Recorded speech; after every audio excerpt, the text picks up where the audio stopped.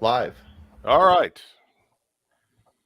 Well, uh, the rumors of our demise were over exaggerated. That's all I can tell you. Welcome this evening to the Privy Council, where we're going to be taking you on a bit of a tour of one of the council members became famous about a year ago when he said World War III would be a series of multiple geographic conflicts, and we're out to sort of bring that prophecy one step closer by taking you on a tour of places where the Third World War may get its. World War One was a series of small conflicts until it wasn't. World War II was much the same, and at the pace at which, and I have to admit, I'm gobsmacked. The pace at which we are careening towards World War III is disconcerting, to the least. But if we talk about it, we understand it. At least you'll know how to react to it when and if it comes. So let me introduce everybody. I think most people know who's here this evening, but we'll start off with Ron. If you've got anything for the good in the Commonwealth, please share with our audience. And No, good evening, everyone. Looking forward to getting right into it. I'll, we'll talk later. Okay. And Max, nice to see you. Great to be here. Thanks for the invite. No, you're welcome. It's open to you at any time. You know that.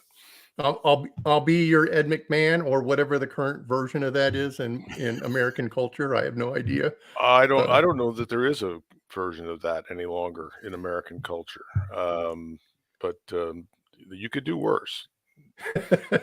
Ed McMahon made a lot of money being a straight man for Johnny Carson, but and he dragged it. Well, no, I was going to say he dragged a lot. Well, I'm not going to say that. So we'll move on to the Master at Arms. Hello, how are you? Been a busy day, but we got lots of good things happening too. So we don't have to just focus on all the negative in the world. There's good things going on too. So name one. Cool. My son, he's had a fabulous recovery over the last 48 hours, and good.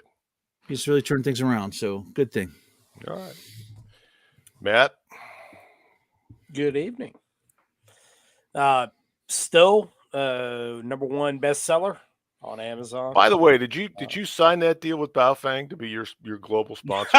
Oh, no. I'm fairly certain that they would deny me. I see. But no, it's the book that was originally written for a military, we'll say a school in the United States military in the special operations community. But the little book that, I didn't think, if it sells 100 copies, whatever, cool. If it doesn't, all right. But wow, we're closing in on 10,000 copies in 2 months. And that's absolutely wild. Yeah, that's great. That's wonderful. Glad to hear it. And Colonel Mike has written all the books he's going to write, so he's just off living the hedonistic existence in Whistler. So, Mike, you want to fill us in on any salacious details? And we're still prime time, so I kind of don't do that. You were talking earlier about name me one. It reminded me of last night's State of the Union. Name me a world leader who would change places with Xi Jinping. Name me one. Name me one. Yeah, I don't know. That was really a disturbing display on that and the Paul Pelosi thing was just. So anyway, good afternoon. You mean Mike Hammer, Paul Pelosi? Yeah. I couldn't figure out why Paul Pelosi was sitting there, and then it hit me like a hammer. I mean, I understood why he was sitting there, I guess, but why he was such a heroic person. Did you see him hold on to that drink while he was getting attacked? That's a hero, bro. Anyway, that's training, man. That's training. I think they didn't want him to come up with a DUI in the DC area while that was going on, so they just plopped him next to Jill to keep an eye on him. That's the biggest mystery, though, Mike, was why was Bono sitting with him? Again, I have no clue. I watch this stuff and I just try to figure out. I don't know. I know nothing. I think the young people. I think the young people grab the most important language / influencer they can, and they try to bolt it to events to pump the events. There's no thought about anything beyond that. It's very one dimensional. Mr. Anakami says he has a video on my Twitter timeline which shows you one who'd love to be Z. Well, check that out. Oh, I took that position earlier today on the other show. I said that I was willing to change places with she. So I don't know if that's what he had in mind or somebody else, but that was it. And so we're going to turn to old Hong Kong, because your mission tonight, part of it is, if you choose to accept it, is to explain the concept of flexible enmeshment as practiced in the Philippines as a foreign policy to position the Philippines between the United States and China. I'm still trying to work out what are the tenets of flexible enmeshment. It is a brilliant term, because it can mean whatever you want it to mean. But it actually works in Tagalog. It just talks about flexibility and dexterity and all these other things. But it's one of those things that don't ask too much, because you'll get dragged into a San Miguel drinking contest, and in the morning you'll regret whatever happened. It really sounds like something from a Filipino massage parlor. Yeah, well, I'm not familiar with those, Mike. But I've walked past them. I've walked past them on my way to family restaurants. But You love me a long time. We enmesh now, yes. Yeah. So the Philippines is a really close partner to us. And the way I put the Philippines in context is they're great people. My experience with them has always been good. Stan's had some different visibilities. No, I've never had a bad experience in the Philippines. But my one positive for the Philippines and for all my friends in the Philippines is that when I tell a joke or a foreigner tells a joke, they have a complicity with the Western Judeo-Christian thought process in a way most people don't. They're very similar to us in their families and the way they think. Devout Catholic country in most parts, and they do have great thought process, and they are very funny and very good friends when they're your friends. You never want to piss them off. Kind of like Thailand. They're great friends until you piss them off. So that's it. Well, the following was brought to you by Invest in the Philippines. Yeah, talagang ang Pilipinas. Yeah, we're here. Watcher, what's new with you? You sound as though you've made the turn and are headed to healthiness at this point. Yeah, well, I'm hoping. We'll see. I got referred to a specialist, so we'll report back in a couple days after we. Good luck with that. Good luck with that. Well, I think we're the overarching benefit of tonight's show is that this is more of a panel discussion, and you don't have to listen to me take you through another PowerPoint deck, which is a blessing, whether you realize it or not. So we're going to start off with this examination of hotspots around the world and their potential contributory factor to a worldwide conflict.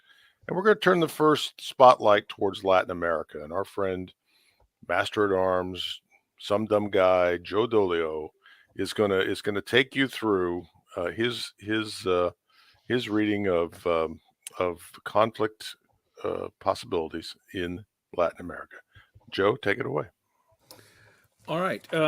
Well, probably the biggest and most familiar one to everyone is the potential for civil conflict in Brazil. Each day, though, that kind of goes by the wayside. They started strong and things have kind of fallen off, but Lula is coming out of that looking like the leader of all of South America, even though he comes with some attachment to the folks in Cuba. So when you're looking at Latin America, pretty much it all flows from Cuba, but Cuba found a new master when the Soviet Union went away, and that new master is the guy nobody would trade places with, right, Mr. Xi.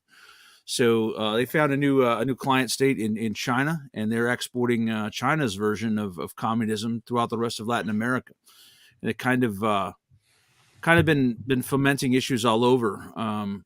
For a while, it looked like there was going to be conflict between Colombia and Venezuela, and then magically Venezuela's hand-picked candidate won the presidency in Colombia. And now there's really no conflict there. But I think that the biggest inroad that you see throughout all of Latin America, the path leads back to China. Hutchison... The shining path? the Shining Path, right? Yeah. Well, that actually started in China and ended up back there too. They were a Maoist group. Hutchison Ports is a Chinese company that owns ports throughout the world, really. But in Mexico, they own 4, 3 on the Pacific side, 1 on the Caribbean side. They own Buenos Aires. They own them in the Bahamas. And most importantly, they own both ends of the Panama Canal. And so what this does is it gives them the opportunity to kind of lock down all of South America. And right now, currently, there's Iranian warships heading from Brazil, where they've been docked for a little while. They're on their way to the Panama Canal. And Panama already said they're going to pass them through as long as they meet their conditions, which aren't really all that stringent. They're just there to pass through. They're not to commit any hostile acts. They're not going to. They want the thumb in America's nose of saying that they made it through the Panama Canal, which used to be an American possession. So on a side note, Iran and China are getting together to invest in repairing Venezuela's refining capability. As you've pointed out many, many times, Stan, Venezuela ought to be rich, right? They're sitting on massive reserves of oil, but sanctions and their number one suppliers going away have kind of let them fall into disrepair. So Iran and China have come along with a plan. Iran's going to run it. China's going to supply the parts, and they're going to revamp all of the refineries. And they're going to restart that production, and China and Iran and Russia are going to take that oil. So what you see forming is an area that really should be an American bastion, right? Where we're the ones providing them with support, being completely supplanted by the BRICS Plus organization. And they're really taking it all the way over. You've got China building inroads throughout all of Latin America. You have an entire city in what's called the tri-border area. That's where Brazil, Argentina, and Paraguay come together. And there are entire areas that are ruled there by triads out of China. There is a city up in Mexico, Mexicali, which is the center for illegal Chinese immigration into the U.S., coming up out of South America and up and through Mexicali and into America. You also have cities starting down in Buenos Aires and working your way up, cities that are majority Muslim down there with Hezbollah influences that are also encouraging illegal immigration into America. So you see a pipeline of insurgents coming into South America and going up. The actual potential for conflicts in South America is all civil. There's very serious civil disorder going on in Peru, and there is a risk of Chile falling into it as well. And really, the Peru one isn't what the media in America is telling you. It is not people resisting a far-right government. It's a far-left government trying to hold their own, but the citizenry wants the even farther left former president reinstated to get all the free stuff they were promised. So that's actually just a left-on-left conflict. Chile does have a little bit of a left and right thing to it, but there is a leftist government, or a left-leaning government anyway, I believe, in Chile. Pretty much the leftists have that all locked down, and that's the World Economic Forum aligned leaders, I guess is what we would say in all of those. Even in Peru, the not so far left person, Dina, she is a WEF person as well. So any conflict that comes out of there is not going to be state on state. It's going to be civil. But if there does become a state on state conflict, it's going to be the South versus the North coming towards us. There was a deal signed today between Brazil and China on the use of the renminbi for oil transfers, right? So more and more decoupling from the US dollar and more hitching their wagon to China, which is certainly not a positive for us. So that's what I have on Latin America, and I don't know where Stan went. But. Excellent. I don't know where Stan went either, but I believe that next up we were going to talk about Africa. Actually, I think that's fine with me, but I thought we had said Ron was next. Oh, okay. Either or. Is it Ron next? Okay. It Sure, doesn't I don't matter. care. Doesn't matter. We'll talk about the Middle East next then. Oh boy. Well, Where's that coming from? No idea. I have no radios going, Matt. Hey, I was muted. Don't blame me. I was Yeah. muted. Damn it, Matt the Balloon Boy. One thing that you forgot briefly there, Joe, is the triple frontier area of Paraguay, which is a hotbed for lawlessness, terrorism, Iranian influence, and everything like that. And the reason I bring that up is because it segues to the Middle East, Iran, which is basically the center of instability in this whole region here. I mean, we all know the history of Iran. A radical Islamic regime, Shiite regime, that tends to mess around in all the other countries that surround it to destabilize them and to increase their influence. We'll just kind of do a quick round robin. Then I want to ask for some of the distinguished panelists here with us to comment as well. Of course, we got the Persian Gulf, which, as the Iranians will politely remind you, it's the Persian Gulf, and it belongs to them. So, we have all these small countries along the western coastline there that tend to, basically listen to Iran, some more so than others. Obviously, Bahrain, with a large Shiite community, is always worried about instability there from its citizenry. And let's not forget that just happens to be where the U.S. Fifth Fleet is headquartered, at lovely downtown Manama. Of course, then we got Saudi Arabia, which is their main regional competitor. From both an economic point of view and from an influence point of view.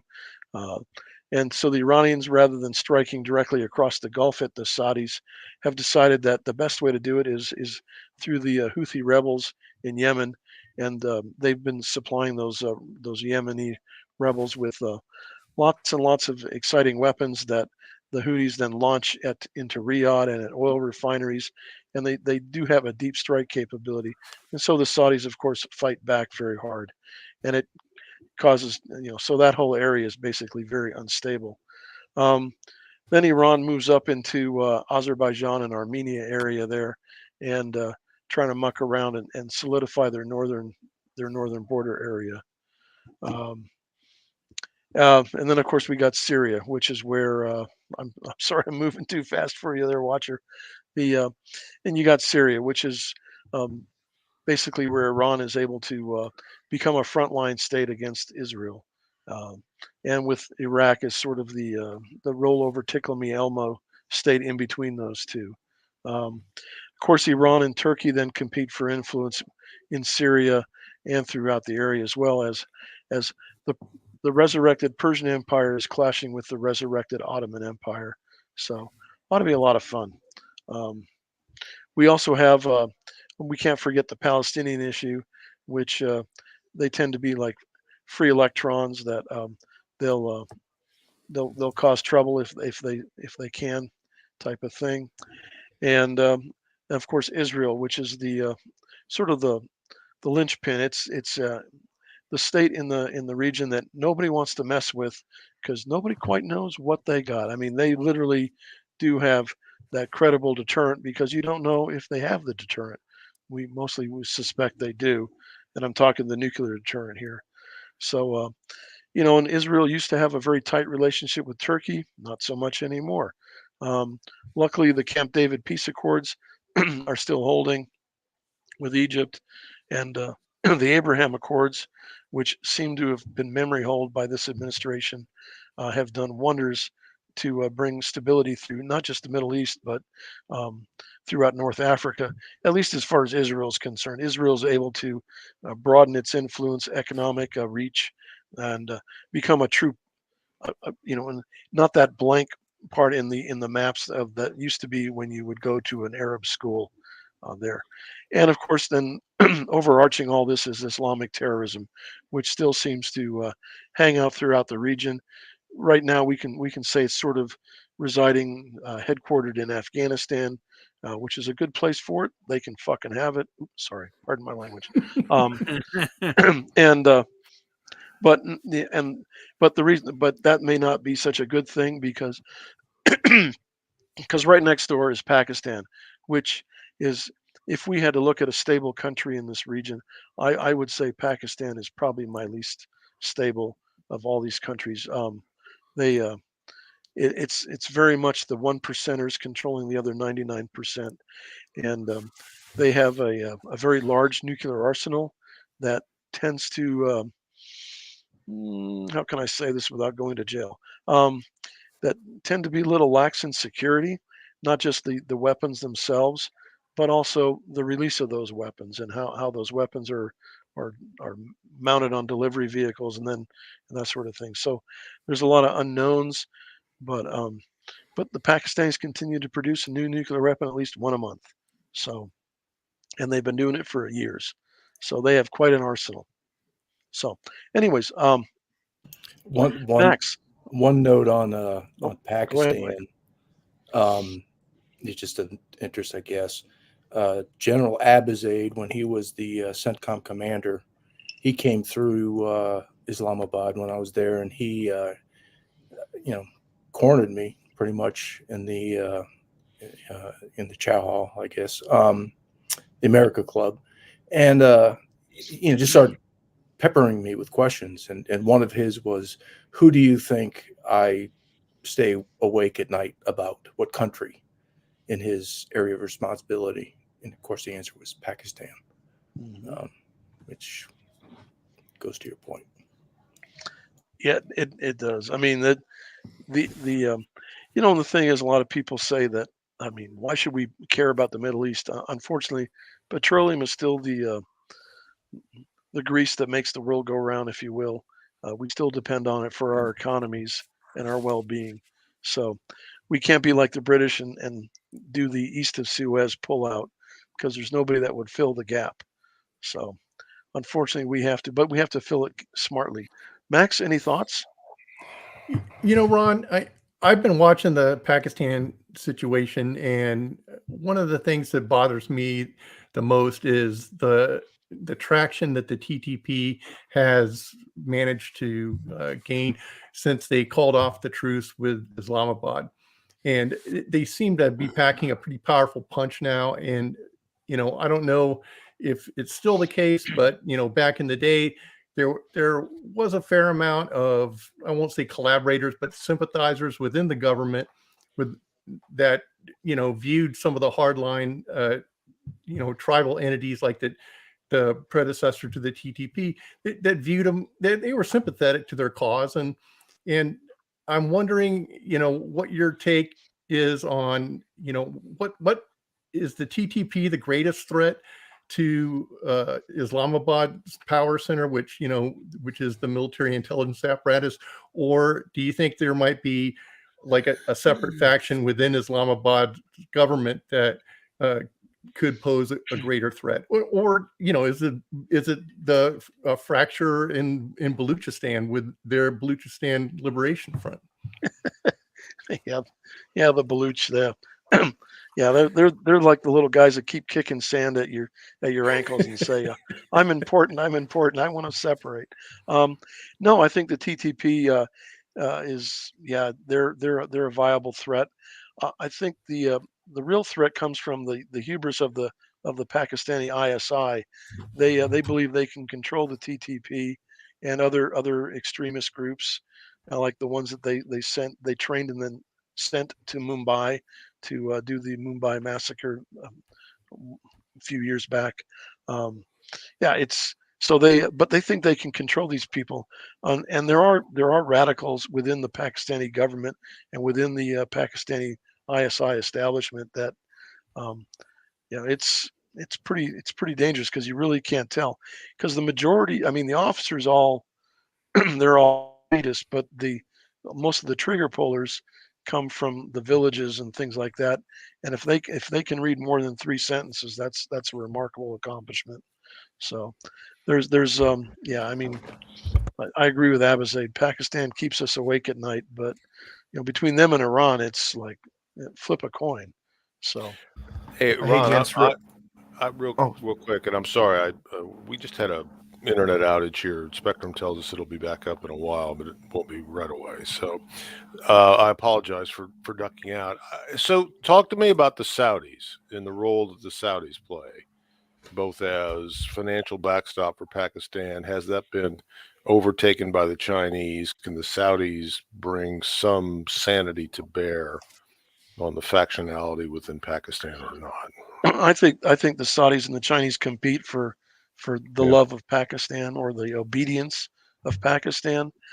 One little interesting factoid, I think it was about 20 years ago, the Saudis, in response to Iranian aggression and I think the Iran-Iraq war, um, purchased from the Chinese a bunch of multiple medium-range ballistic missile (MRBMs), CSS twos or threes, I can't recall which one, and they're very well stored in the desert somewhere out there outside of Riyadh, and perfectly willing to accept mounted Pakistani nuclear weapons. So yeah, it'll. But I think the Saudis are trying to. They think their money can buy them security, and so they're hoping to keep the Pakistanis within the Islamic realm, but the Pakistanis, you know, yeah, how did I describe it once? They remind me of a staggering drunk along a chasm in the Himalayas. That every time you think he's about to fall over into the abyss, he manages just to the last second bob and weave his way away from the abyss. But he continues on down this endless line down alongside the abyss, and you're just waiting for it to happen because it will happen.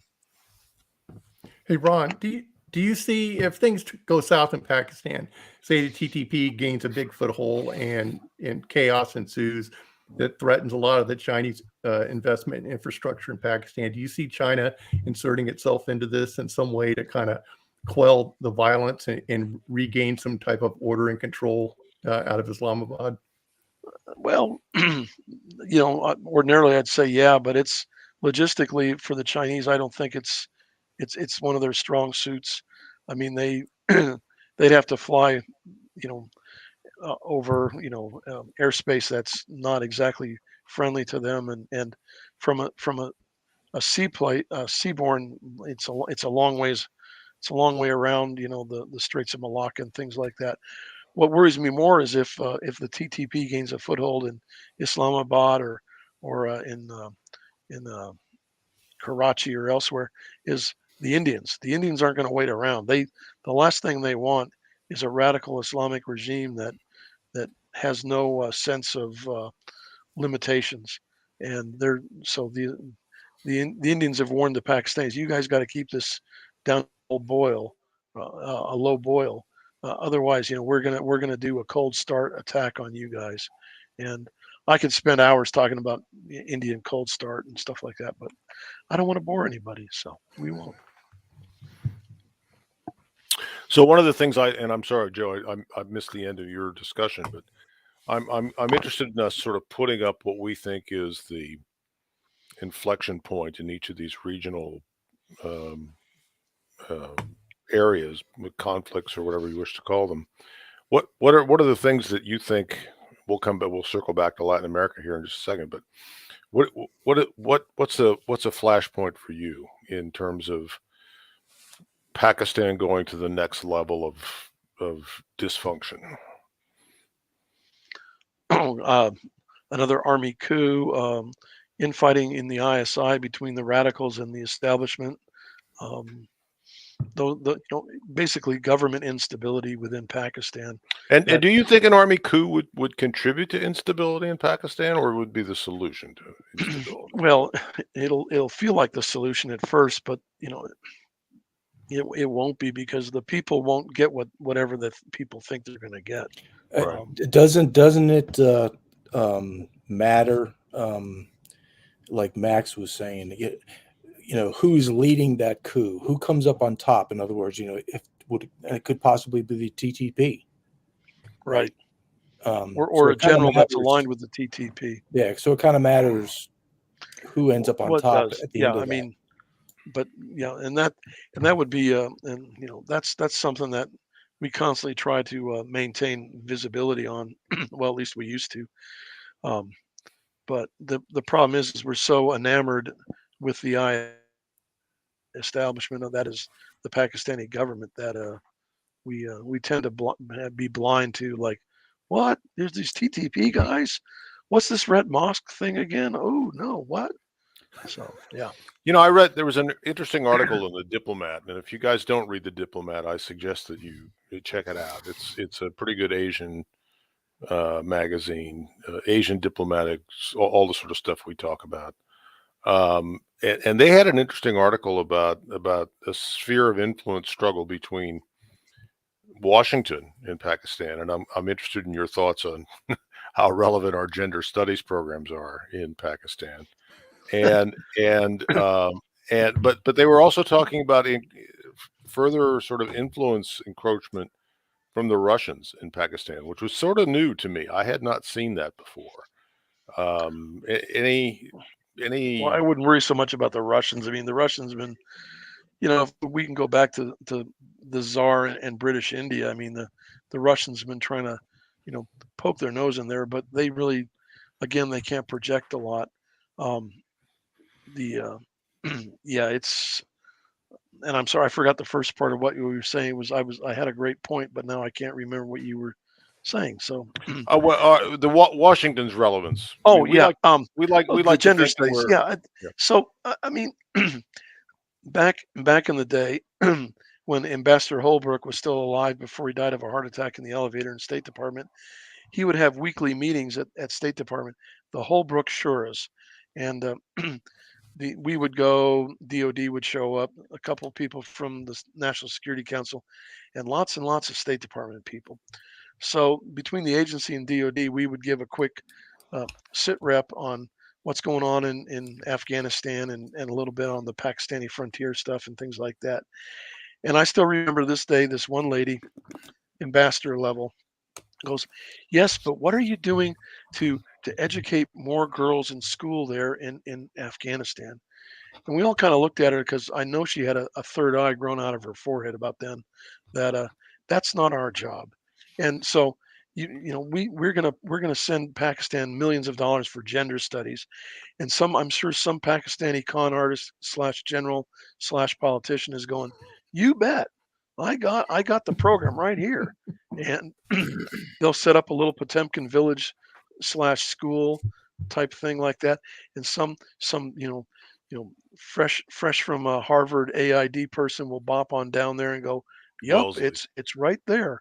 And okay, I can pick on Columbia. I don't care. I don't or Tufts, and but yeah, and they'll take the money and run and laugh at us the whole way.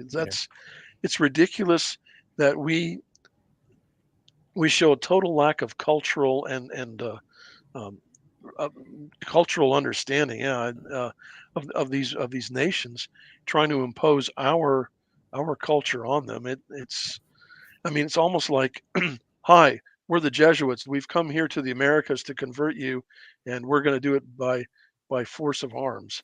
I mean, there's no cultural understanding and things like that.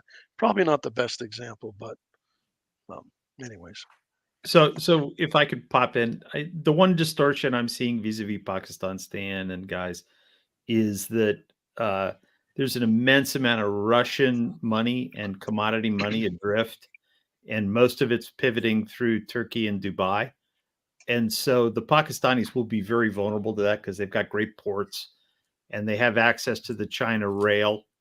And so if there's going to be something that affects Chinese direct influence, it'll be the unbelievable liquidity that's all of a sudden adrift in the Indian Ocean vis-a-vis energy and commodities. And all of that's trunking out of Dubai. So it's friendly money from the standpoint of the Pakistanis. And it can be, it can come in through the Hawala channels or the non-dollar Right. channels. And that's Right. really a distortion. Right. And there's more, there's more to that. But And what you're saying is the TTP is the beneficiary of that. in any case, any of these organizations that are tribal or isolated in structure with their own rule sets, yeah, they can make of it what they will. But they've always done that. Right? That's if you want to look at a Pashtun, I'm a member of the varsity of my valley, right? So. Yeah. Hey, Hunch. There's always a danger that China puts its in. I mean, imagine that China is a tectonic plate, Iran is another tectonic plate, and Pakistan is the San Andreas fault, and they're caught in between exactly. this sort of stuff. And so there's always a danger. Again, it's really who can get there first. Then of course you got India, which is the free electron in this whole equation that China has to consider any overt or more direct involvement in Pakistani affairs. So it tends to keep everything at a just below the rolling boil level of crisis in that region, And the because everybody has Chinese to worry about the other stuff. and the Chinese are very concerned about the Indians, so they keep that in constant balance. Right. So, dovetailing that, I would like to interject one small thing, and this is playing up to one of the commenters in the super chat, Hunch the Dirty Roofer. Is there any danger that China decides to put their 2 cents in and decide they want to input a greater influence in Pakistan? So something that I want to bring up, which is critically important to the entirety of the discussion, and something that goes completely unnoticed, I think, in discussions about Pakistan regarding their relationship with China. The first one is the Chashma nuclear power plant, which also serves as a enrichment facility. This one powers the entirety of the Northwest Frontier Province and what it is now, of course, semi-autonomous region, the tribal region, whatever they're calling it this week, which is historically been a basket case. But that nuclear power plant is critically important for a lot of reasons. It's critically important for infrastructure. Of course, we're looking at that through a sweat MC lens, providing electricity as one of the stabilizing factors. Of course, it's also critically important because of Carver. If we were looking at it through a Carver lens of destabilization, of course, that kind of pegs out the Carver matrix. But what's really important here, dealing with Pakistan and China, is that Pakistan did not build that nuclear power plant alone. It is jointly run through China. It is operated by the China Pakistan Power Corporation. All right. So if there is any situation that may arise that power plant becomes in jeopardy, let's say, for example, the hypothetical was brought up that maybe one of the generals of the Pakistani military who would run a coup that would be aligned with some of the tribes out of the Northwest Frontier Province. If there were any danger of that, would China step in? They 100%. They absolutely would. They would do it in a very pragmatic sense. Because that's kind of been the hallmark of Chinese operations, especially in this area. But they are going to come in as a stabilizing factor, and that they will protect that nuclear interest at all costs. So, to your point, to the question, yeah, absolutely, 100%. And as far as greater influence in Pakistan, China understands that a stable Pakistan is good for China. A destabilized Pakistan, and let's say the Northwest Frontier Province gains more influence inside Pakistan, which is a very real danger of that happening now. They would need to control that nuclear power plant in order to gain greater control of the country, really the northern half of the country. That's one of the limiting factors that's holding the Taliban back right now, as far as being a militant and political movement that can actually say, hey, we can be a stabilizing factor for the future of Pakistan. Because the southern half of Pakistan socially is very different from the northern half.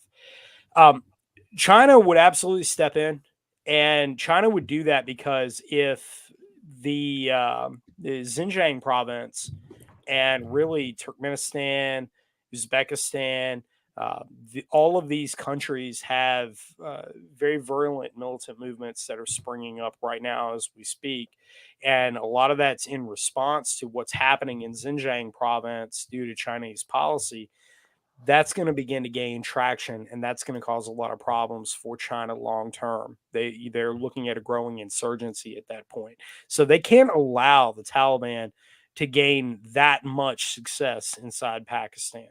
They have to manage them, and they're gonna monitor them very, very closely.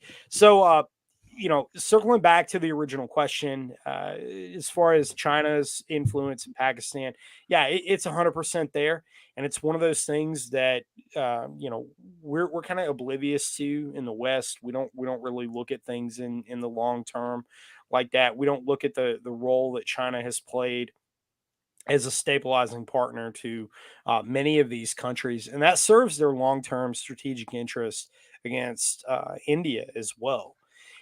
It's one more thing, and then I'll shut up about it all.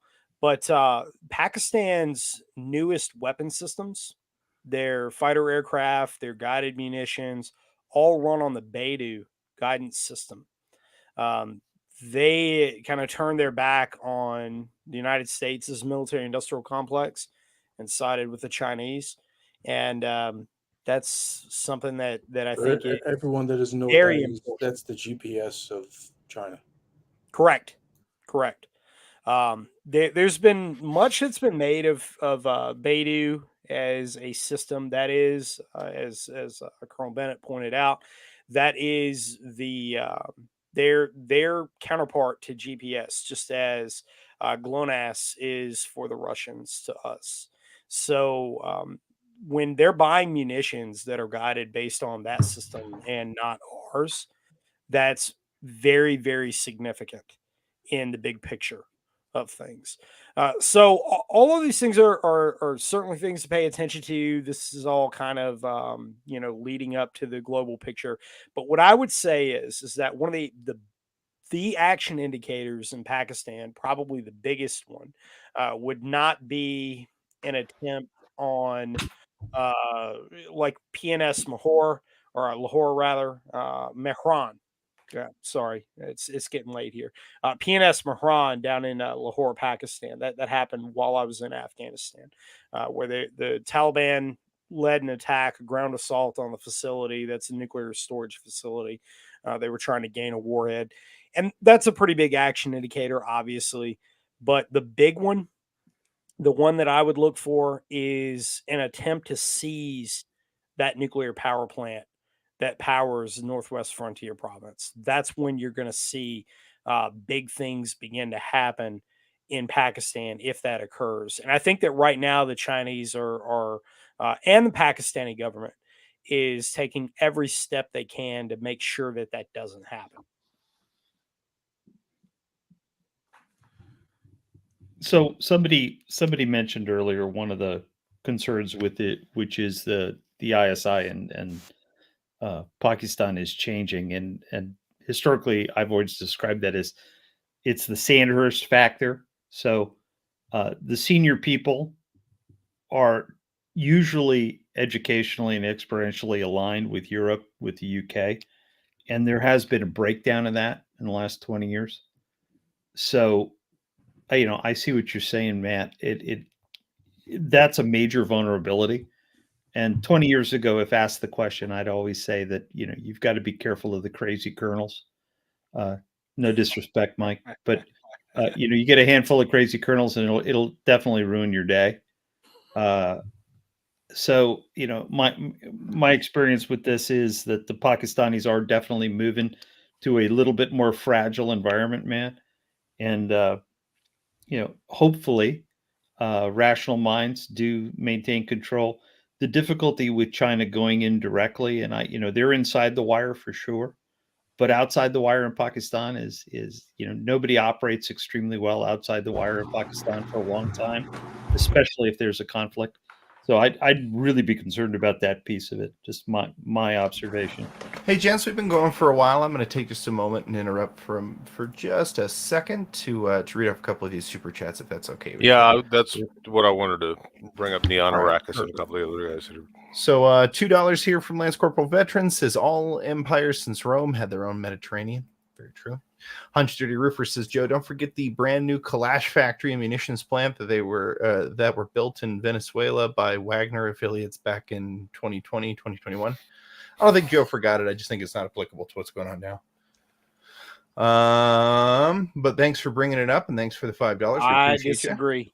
Another 5 from Hunch. Ron, is there a danger that China decides to put their 2 cents in and decide they want to input a greater influence in Pakistan? I think we did that one already. We sure did. Neon Arrakis for $20 says we'll have to catch the VOD. Just wanted to say thank God I found this channel and can listen to the group of masculine men who discuss these matters. Has been keeping me sane through it all. Well, we thank you so much for your $20. Well, that's very kind. We greatly appreciate that. So I had seen that, and I was trying to shoehorn that in, and I'm glad we got it in. Thank you very much, Neon Arrakis. And then lastly, another $2 from Lance Corporal Veteran asking, how influential is naval to sphere of influence? The Indian Ocean is going to be the next conflict zone from a blue water navy perspective. We've got the Battle of the North Atlantic is going to be the Battle of the Indian Ocean. Yeah. Yeah. The next Jutland will be off Diego Garcia. Because the Indians have finished their own indigenous aircraft carrier, and I guess are now taking delivery of Rafales to populate it, and that's going to have a big impact. I think in terms of force projection in the Indian Ocean for the next. Well, I think as much as Iran pointed out that the Iranians like to remind everyone that it's called the Persian Gulf, the Indians like to remind everyone that it's the Indian Ocean. Yeah, right? people are pretty touchy about their body of water names. That's for sure. Where'd we lose Ron? What happened to him? Not sure. I know that there was no gate guard involved. I know that. I don't know. Okay. All right. Well, I think it's probably the P zone atmospherics from Max's area. Just moved north. Yeah, it's one of those erratic internet nights here as well. So I think it's a global issue, my friend. Yeah, it is today, isn't it? It's been a rough day out there in internet land. Yeah, the Twitter's been acting up as well. Yeah. So, anything else that we want to cover on the Middle East? No, oddly enough, I don't think I heard it, but did Ron mention anything about the Iranians and Hezbollah and Israel and other things? A little bit. Yeah, he touched on that. With Iran and Hezbollah using Syria and Lebanon as access into Israel, and but I mean, Hey, I heard today that Erdogan was in the region with the earthquakes, and was saying to people that all of the housing that had been lost to 7+ magnitude earthquakes would be rebuilt within a year. Yeah, the overpromising is going to be painful. Yeah, I really think and that's exactly why their buildings keep collapsing in earthquakes, right? Yeah, it's going to be rebuilt within a year. Yeah, it could very well be. I think this has great potential to destabilize Turkey, which is something we'll save for another show. But I think that order of magnitude earthquake like this puts real demands on a very fragile economy that's got its own issues going into this. And I think the election is going to be really interesting in Turkey coming up. So yeah, and it's two 7.0s. That's yeah. So it's like a 7.4 and a 7.8 within akin to that, 300 yes. miles. I mean, what are the chances? You got to really piss someone off to get that. Well, it's like I said, I feel horrible for everybody that's in the region. It's not going to be pleasant, and if you're still a resident of Aleppo, you have to be wondering what you did wrong to have the last couple of years of existence in Aleppo brought down upon you. So deep loyalty. Yep. Yep, indeed. Mike, you want to take it away on Africa? I'm really looking forward to this because there's some interesting things going on in Africa. I only cover a few. I've got the slides. If you can Walker start with that one. It's just kind of interesting to kind of lead this thing off, and I'll get into it in a bit. But nope, go back right there. The little colorful blue, yellow, red. Just very interesting to me when you look at the Africa. Just look at the Africa piece, please, and you just kind of mentally overlap where the yellow is as to like where the Russian positions are. It's not a perfect fit, but golly gee, what a coincidence! It's pretty much a close fit that clearly the Russians have bought a great deal of influence. So the whole thing we're talking about is Flashpoint for World War III, and I'm just going to tell you, from my point of view, and you guys can disagree, it's fine. I look at Africa as just another region, but one of great significance as far as resources go. And I've written the books about this sort of thing, lithium, whatever. But what's interesting to me, I think, is not conflict, and it goes, I think, a little bit beyond competition of China and Russia vying over Africa.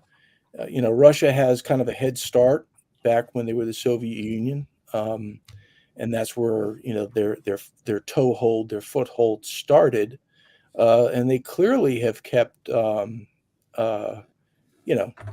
kept pace with stuff going on in Africa. They've kept their foot in. Next slide, please. So this slide is actually from, if you look at the nice colorful graphic in the back, Stan had sent me that. And it's the same kind of theme as the previous slide where I'm outlining Russian influence in Africa via the Wagner Group. And and I know most of the guys in the forum really not high on the Ukraine war and all that, but I'm just kind of looking at beyond just Ukraine, and looking at what else Russia is doing, whether it's in Latin America that Joe's already kind of covered, or particularly here in Africa. So in a previous show, that slide, you can't read it, but the bottom line is it kind of is talking through the nice graphic that has nice pictures, where Russia's coup belt, and Russia is asserting influence in these places in a pretty fucking nasty way. Well, they ran the French out, that's for sure. Right. Yeah. So that Mali thing, you can kind of sort of change that, but these things did happen. The actual events happened, and the point is, these coups in a lot of cases, as is in the text, is also and that's from previous research I had done. But here you have a different article that kind of has the whole thing in a very nice graphic, so you can all see it. So Russia's got its finger into Africa. Next slide, please. So I'm going to go through these real quick. So here's a little transition. Well, let's talk about China. And I know, and I think in a side conversation, Jim had talked about that he hoped Nigeria was going to sort itself out. And we all kind of sniggered and said, yeah, we'll see. But this is the sort of thing that China is doing, building rail projects, etc. And so my point is, I think at some point in Africa specifically, as far as the World War II theme goes, at some point, China and Russia are going to say, I'm not really happy with this 50-50 split deal. I want to be the dominant motherfucker in this region. So the fighting could very well be, whether it's proxy or what have you, but between China and Russia. And I see potential for that specifically in Africa because of the wealth of resources that are there. That's kind of my thesis statement, and you guys can tear it apart. Can I take a little different take on that? Yeah.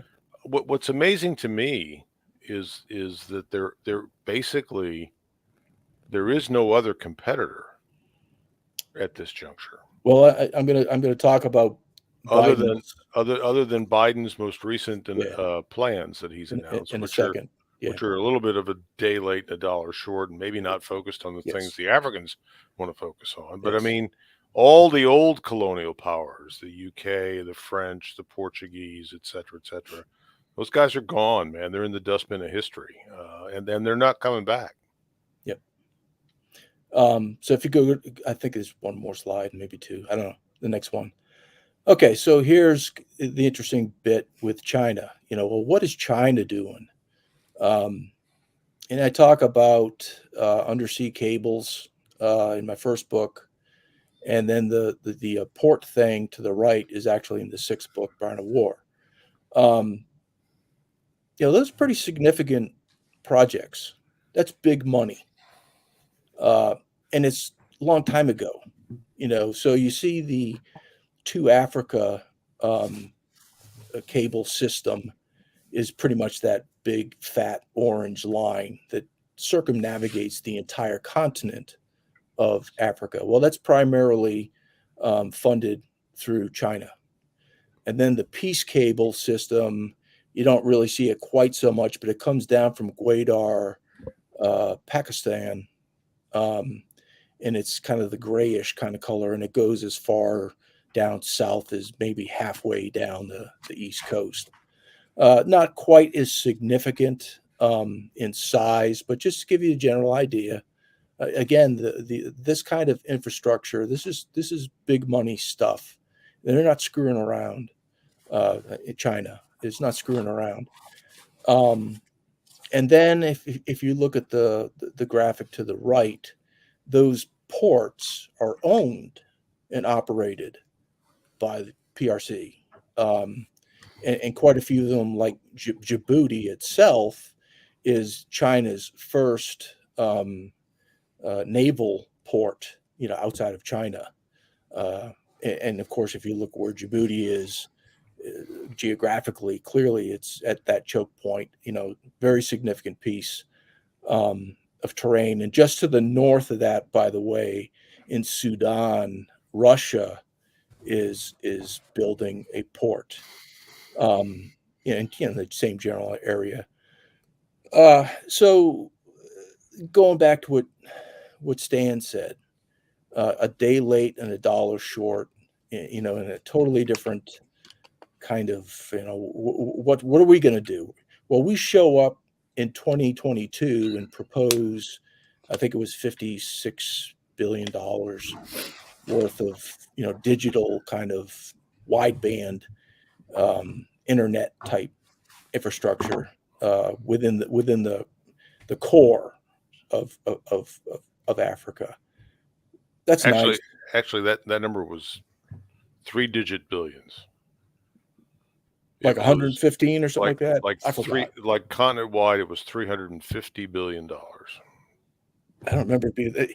Either way, really, what's suspect in that is the timing. Again, all this other influence, all this other stuff going on in Africa, and then we arrive to start building stuff in 2022, 2023. That's nice. I'm not aware of great technological research centers, academia, whatever, in Africa that's going to require this kind of thing, and Nobel Peace Prize winning stuff. I think we joked about it in the past Yeah. that TikTok will now be available, in the inner parts of Africa. That's great. That will be our contribution, bringing about Africa's social cultural demise. That's a good thing. Anyway, so just again, this is the general idea that I'm seeing is here you have a continent with immeasurable wealth in rare earth and lithiums and the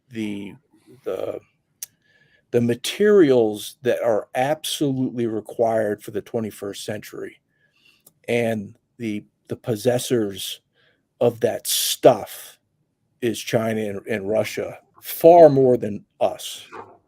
And I contend that I think at some point, Russia and China are going to get at it and kind of fight over this stuff, whether it's there or in the Arctic Circle, whatnot. But so my topic was Africa, and I'll just stick to that. So, Mike, let me ask you though, again, the question that we're trying to at least frame as it relates to each of these geographic areas, and I have my thoughts, which I'll talk about in a minute. But where does a broader conflagration kick off in your mind in Africa that contributes to the rising temperature of whether it's a basket of small conflicts that merge or just further disruption of African development, or where does the rubber meet the road for you in Africa?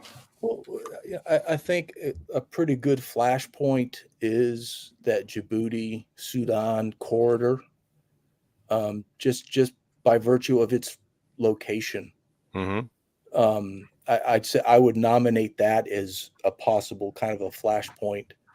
Uh, uh, Russia has been in Sudan for a very, very long time, and I think if they're not right directly adjacent, they're pretty damn close. I think Ethiopia's in between them. I forget. So I think that's one. What is it? The DRC. I think is possibly another. Where all the copper and whatnot is being mined. Mm-hmm. So I think that area, or Central Africa Republic. I'll tell you what I'm concerned about. I think that the continued meltdown of South Africa creates a vacuum. Yeah. That isn't that's going to attract a lot of attention, in a way that's going to be really, I think. I worry more about the dissolution of South Africa, the Zimbabweization of South Africa is what I worry about. And they're apparently their entire attitude to the United States is really not. We're not viewed very attractively in South Africa specifically. And again, you look at the maps that I showed up there. South Africa itself is there it is at that very southern point. These subsurface cables, and it's key terrain in the military terminology. I guess the thing about Africa that's it's difficult to put your finger. The whole damn place is basically a flashpoint, and it really just depends on how much others want to get involved in that particular area as to make it, that major conflagration, to turn things really bad.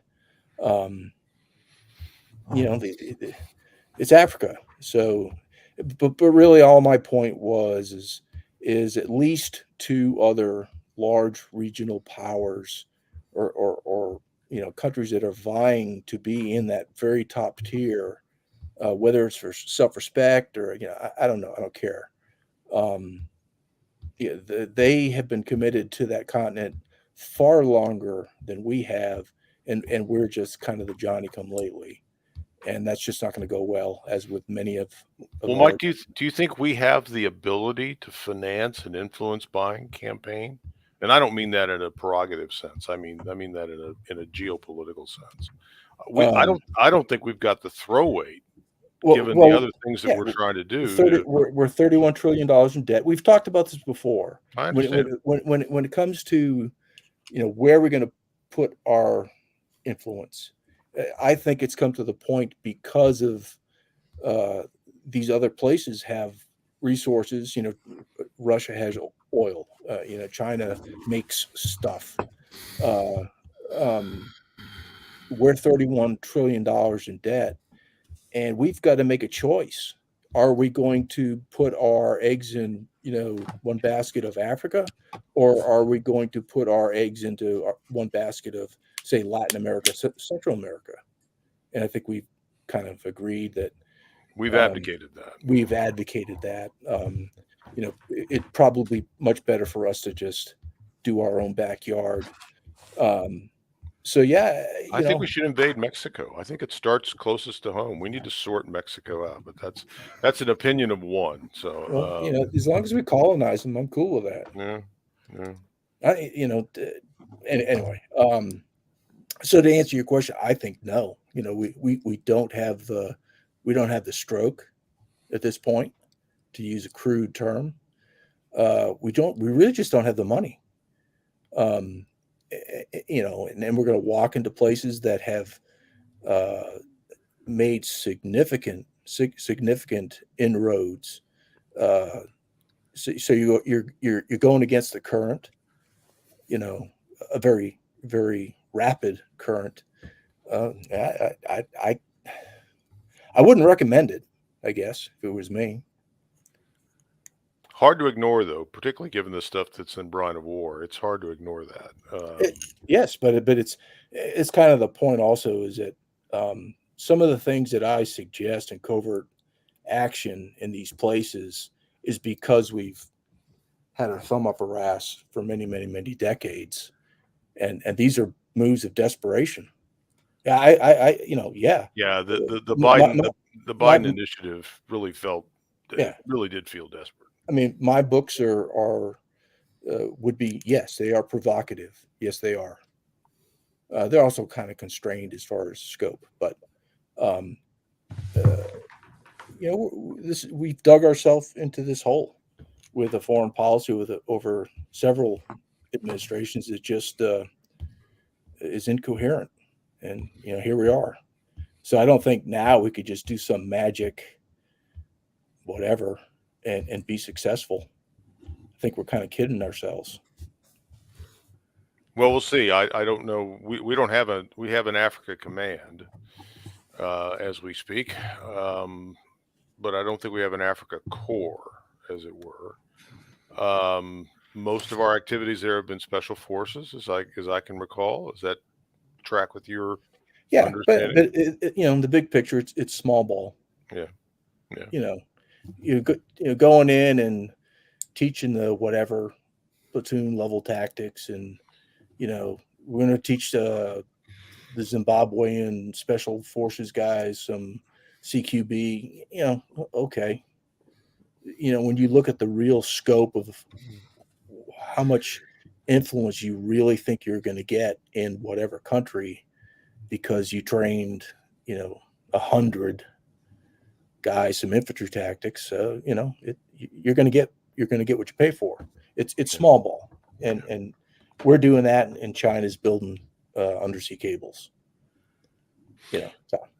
Well, before we move on to our next topic or next year, let's take a little bit of a break, because the next one's going to be a mouthful. That's going to be China, and I'd like to promote the efforts of many of our panelists here. We've talked a little bit about Mike Bennett's books, and I think most of you are familiar with the thesis of the Warlock series. Mike, anything special going on in terms of promotions or anything of that nature at this point during your sabbatical? It is a sabbatical. Yeah. I'm certainly writing book 7 slower than So book 7 is in the works. Yeah. Okay. And what I am going to do, I did it before for Brian O'War, and I got a big response as far as this is a cover concept that I have. And people said, hey, yeah, I like this one. I like this one. I like this one. I'm going to do that again fairly soon. And I think I'm also going to post the first chapter straight up on my website so people can kind of go see at least the first chapter. And then I think periodically I'll post excerpts of chapters or whatnot as it progresses, just for something different to do. But there's 6 others. You're probably, if you haven't read them, you probably want to read those. So the 7th makes kind of some sense. Anyway.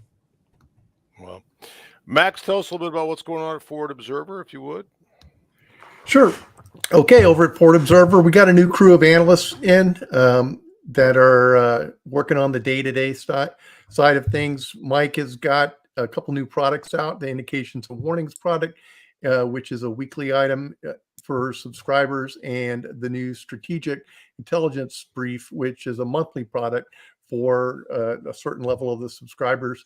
And you can go to forwardobserver.com/subscribe and sign up. He's got a 30-day free trial or $1 trial offer going on right now, and that $1 is refundable if you don't like what you see.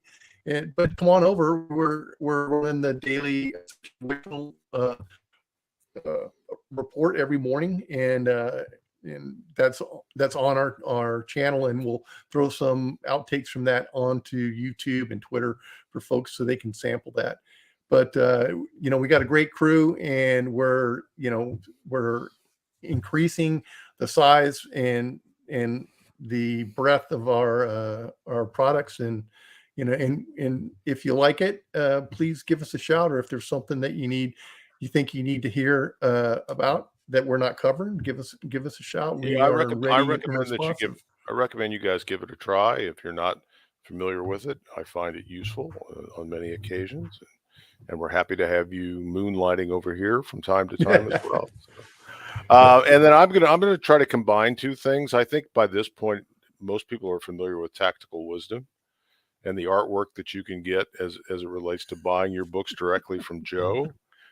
He goes to Mike. It's not real. No, he goes to Michael's. I understand he's going to be expanding this. He sends his wife to Michael's now to buy construction paper and other materials that he may expand his repertoire in terms of now doing collages and other things that he'll send along with signed books. But I'd like you and Matt to talk a little bit about.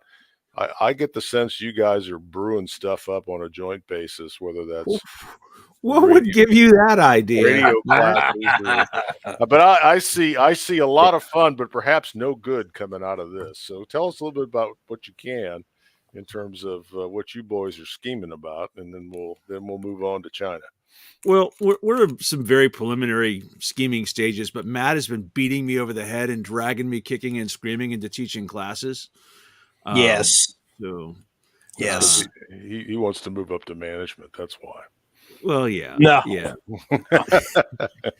but a rising tide rises all ships, right? Mm-hmm. So right. It's just like let me first of all second the whole thing about Forward Observer. I've been a subscriber for a million years, and it's always been fantastic. And if you're only watching the YouTube video that's publicly available, you're missing out on a ton of content. Pay for the subscription. Look at the high side videos. Fantastic stuff. But Matt and I teach 2 different things, but it's kind of becoming a point where I'm going to try to dovetail. The Venn diagrams are doing this, aren't they? Yeah, they are. I'm going to come down. Not a necessity. Yeah. Anyway, that's it. We're just going to be doing some more classes. You're going to be down here for long. I am.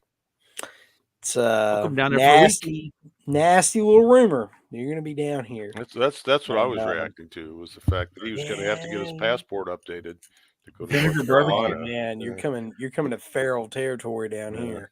Listen, I don't use passports when I cross borders. I'm just saying. I use fieldcraft skills and no passports. I don't want any All right. record. Yeah. But I'm gonna cross down there into the So Principality of Matt. can the duchy disavow all knowledge of your actions if you get caught? Yes, Okay. absolutely. No, it's good. You've got plenty of overhead cover down here, so there's Yeah. nothing to worry about. And you know what? Matt kind of runs a whole network like this, right? He's got him. He's got a Well- bunch of other guys who are running some training stuff. So I'm going to come to his. Demp and I are going to be doing some teaching for people at Farmageddon.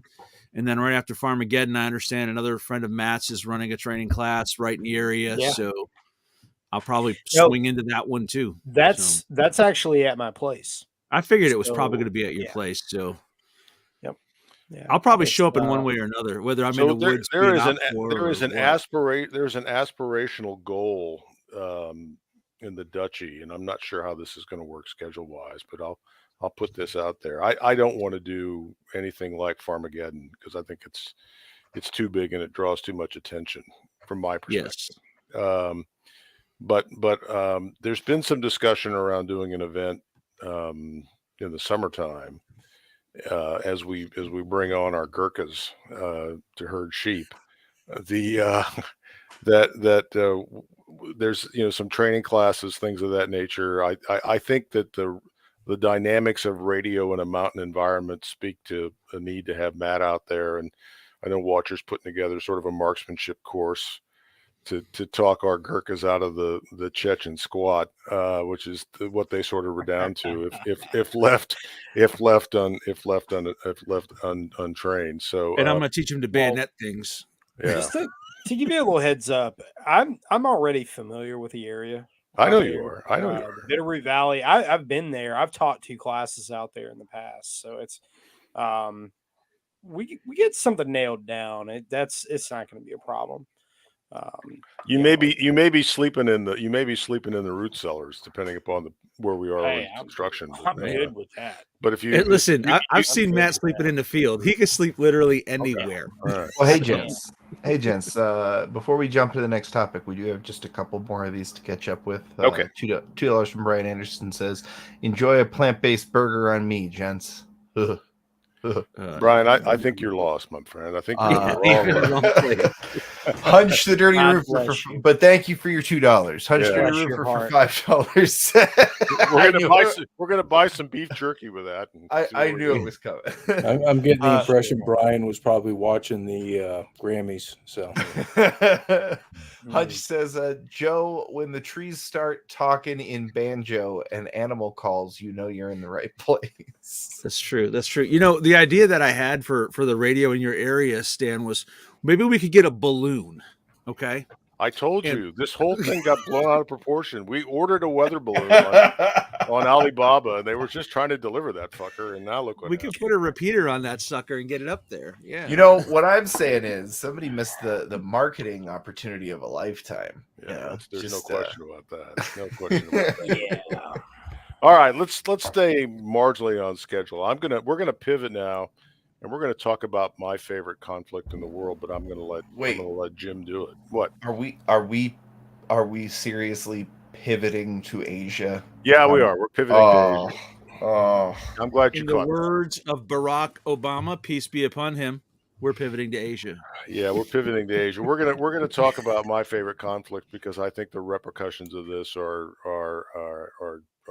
truly global in so many ways. As we talked about in episode 2, this Taiwan thing has got permutations, first, second, and third derivatives that are going to be life changing for a lot of folks. So we're gonna let Jim take it on and talk a little bit about this. But given the expertise we have here on Taiwan and other aspects from Max and other people, myself included, I'd like to make this a sort of free flowing conversation because I think this is the big one. I really do. Go ahead. Well, I can't overwhelm what we've already heard. Pull it up to the PACOM map. I think it's the next one, and we'll go back to this one. Yeah, there we go. So it's a big piece of the planet. It's a hemisphere, And I don't think most people understand how big China is, how many people are involved, and the scope of their goals. And I think as a country, we're just kind of running into it. And they've been filling vacuums for 20 to 30 years. And we're finally figuring out the scope of that vacuum filling. And it's places we don't go. And we, as the United States and Europe and our cultural predilections, we're kind of behind the power curve on dealing with this. I'm going to take a quick hop back to Africa and say the Chinese government has been in Africa for decades and decades. They were very supportive in the wars in South Africa and had surrounded South Africa with support for the ANC and all the other parties that both Rhodesia and South Africa were fighting against, and had supported Maoist and communist movements throughout the continent. Where they are now is they were very selective about where they went, where they invested. So they're in these mega projects. They're on the ground. There are thousands and thousands and thousands of China expatriates in the continent of Africa. And they're just coming to grips with how difficult it is to execute projects and maintain stability in the countries in Africa. So they have a learning curve too. The difference is they're inside the wire.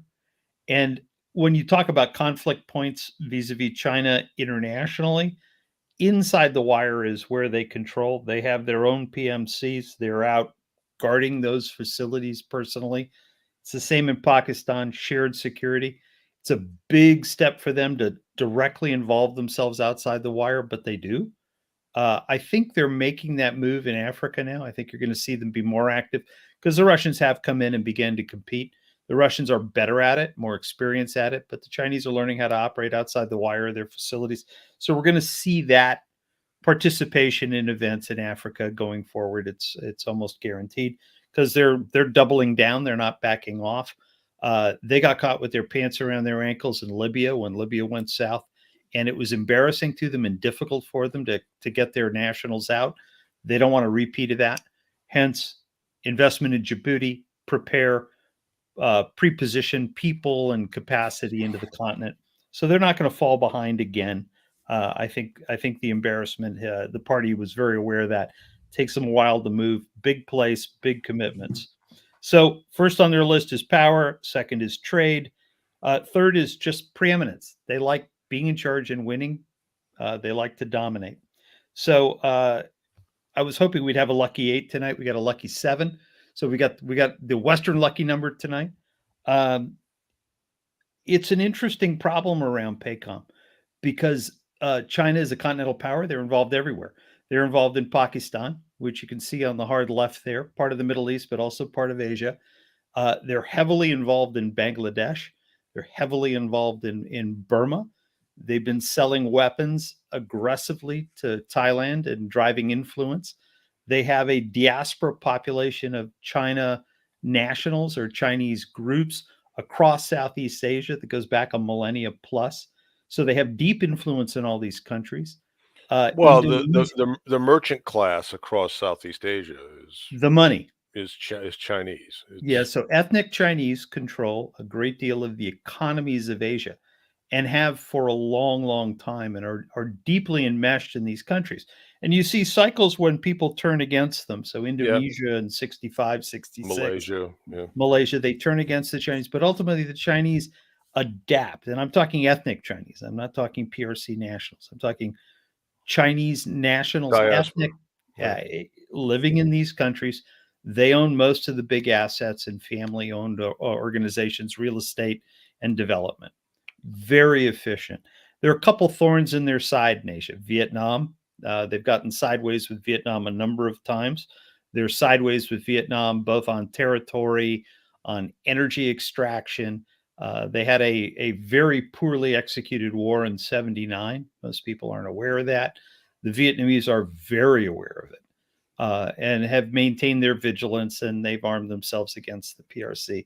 So Southeast Asia, very attuned. So you look at both Vietnam, you look at Singapore, Indonesia, they're very much on guard against Chinese encroachment. The Indonesians are constantly engaged with the China Coast Guard.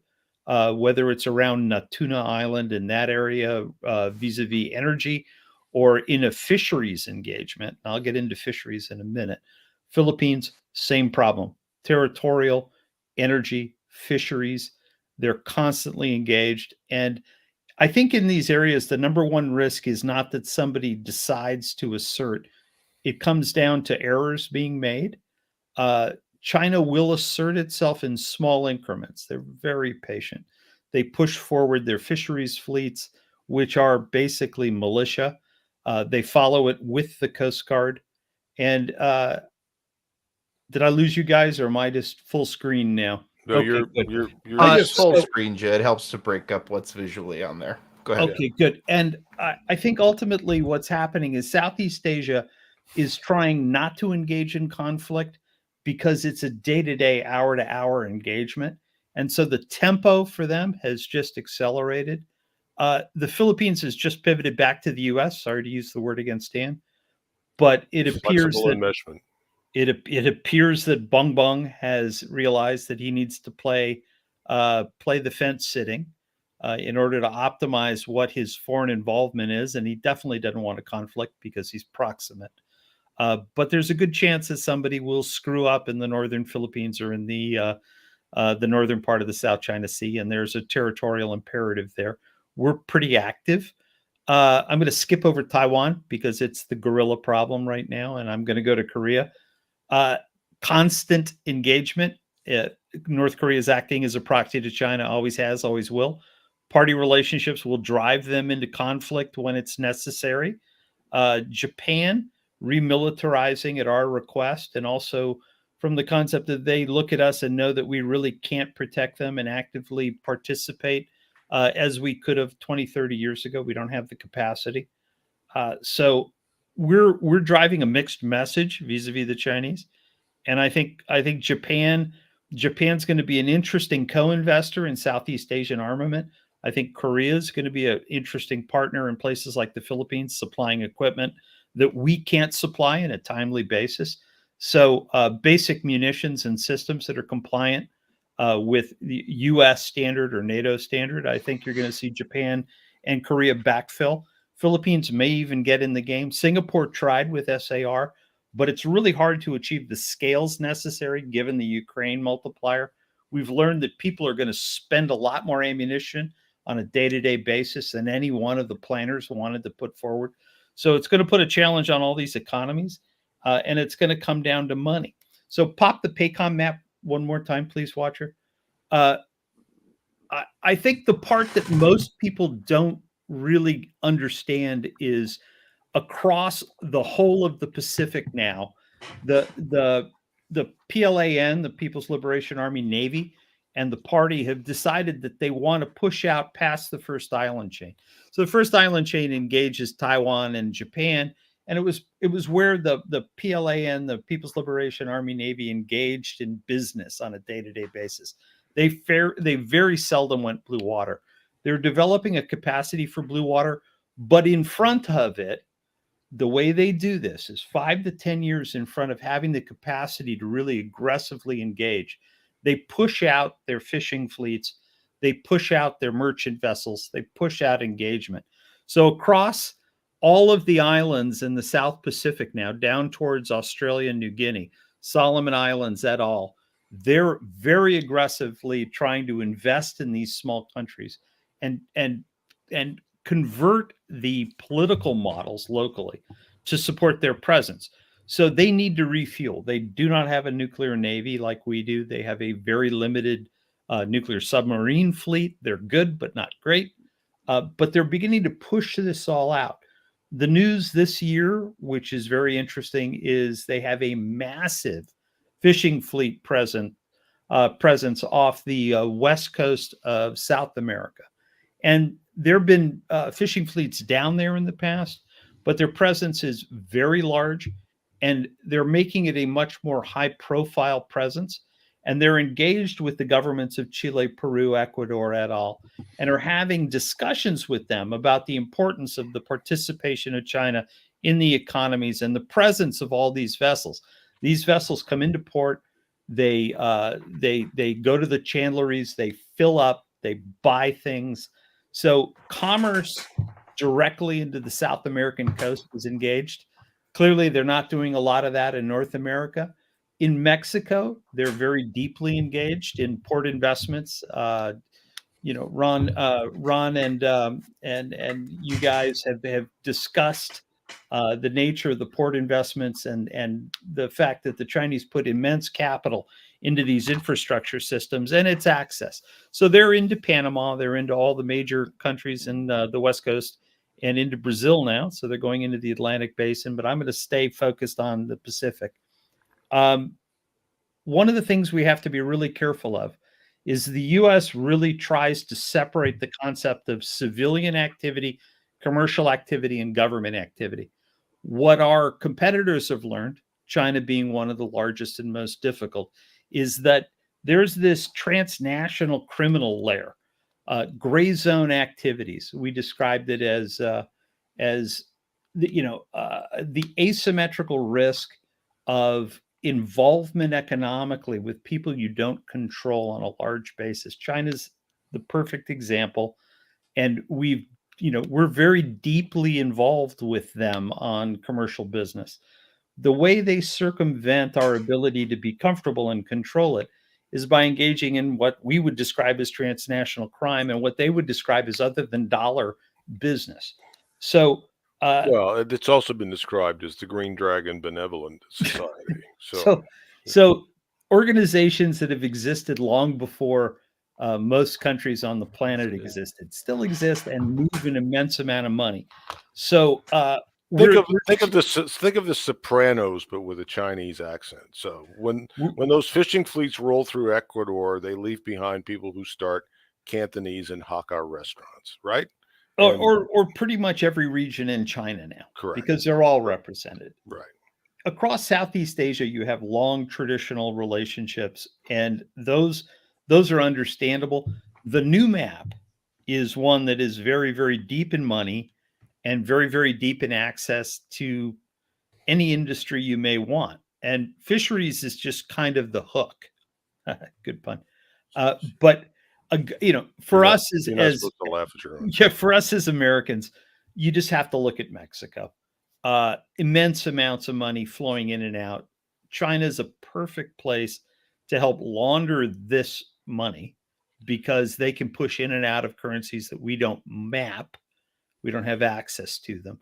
So the big vehicle of instability for the region is the transnational crime thing. And getting down to the brass tacks of how a conflict starts.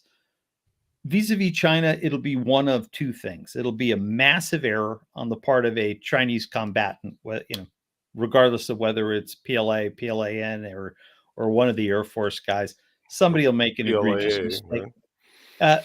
It's possible the Americans or the Koreans, the Taiwanese, the Filipinos, the Vietnamese, the Malaysians, the Indonesians, somebody makes a mistake.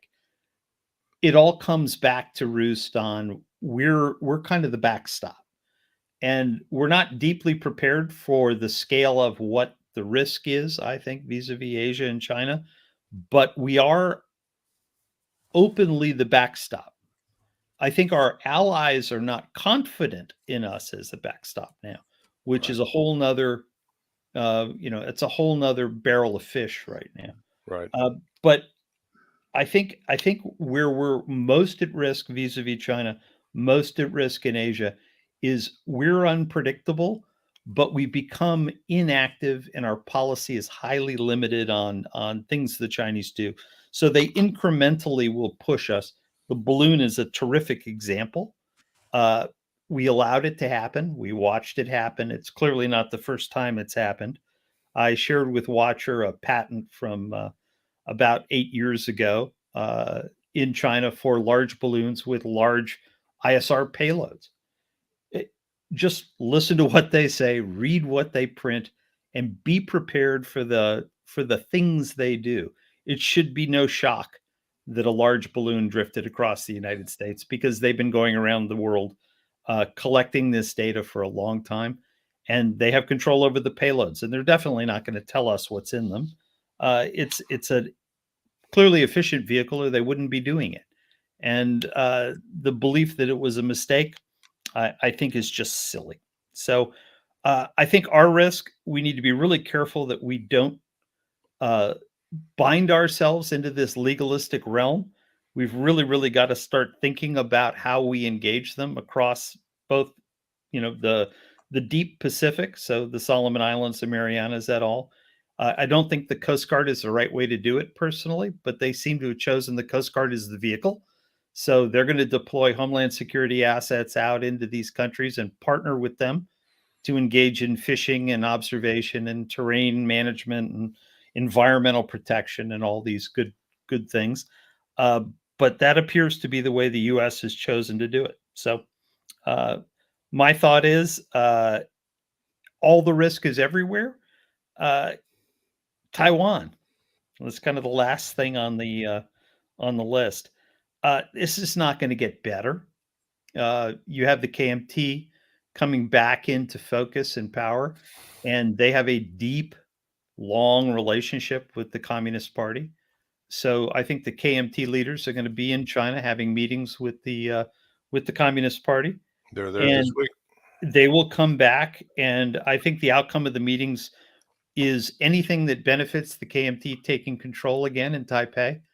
I think Taiwan may have moved past the KMT's ability to manage it, but I think Taiwan is, it's a fairly effective independent country, and something may happen there that would not be beneficial long term to the stability of Asia because it impacts so many people.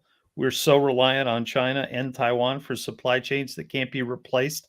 I think the minimum time frame to replace those supply chains is 5 years. More realistically, it's 8 to 10 years. And the capital requirement to do so is massive. And as we've discussed earlier in the Privy Council, the cost to what I would describe as modern industry is so massive that we would have to really restructure most major industries in order to absorb the blow that a blockade or war in Southeast Asia around Taiwan would bring to the free economies. So on that, open to questions.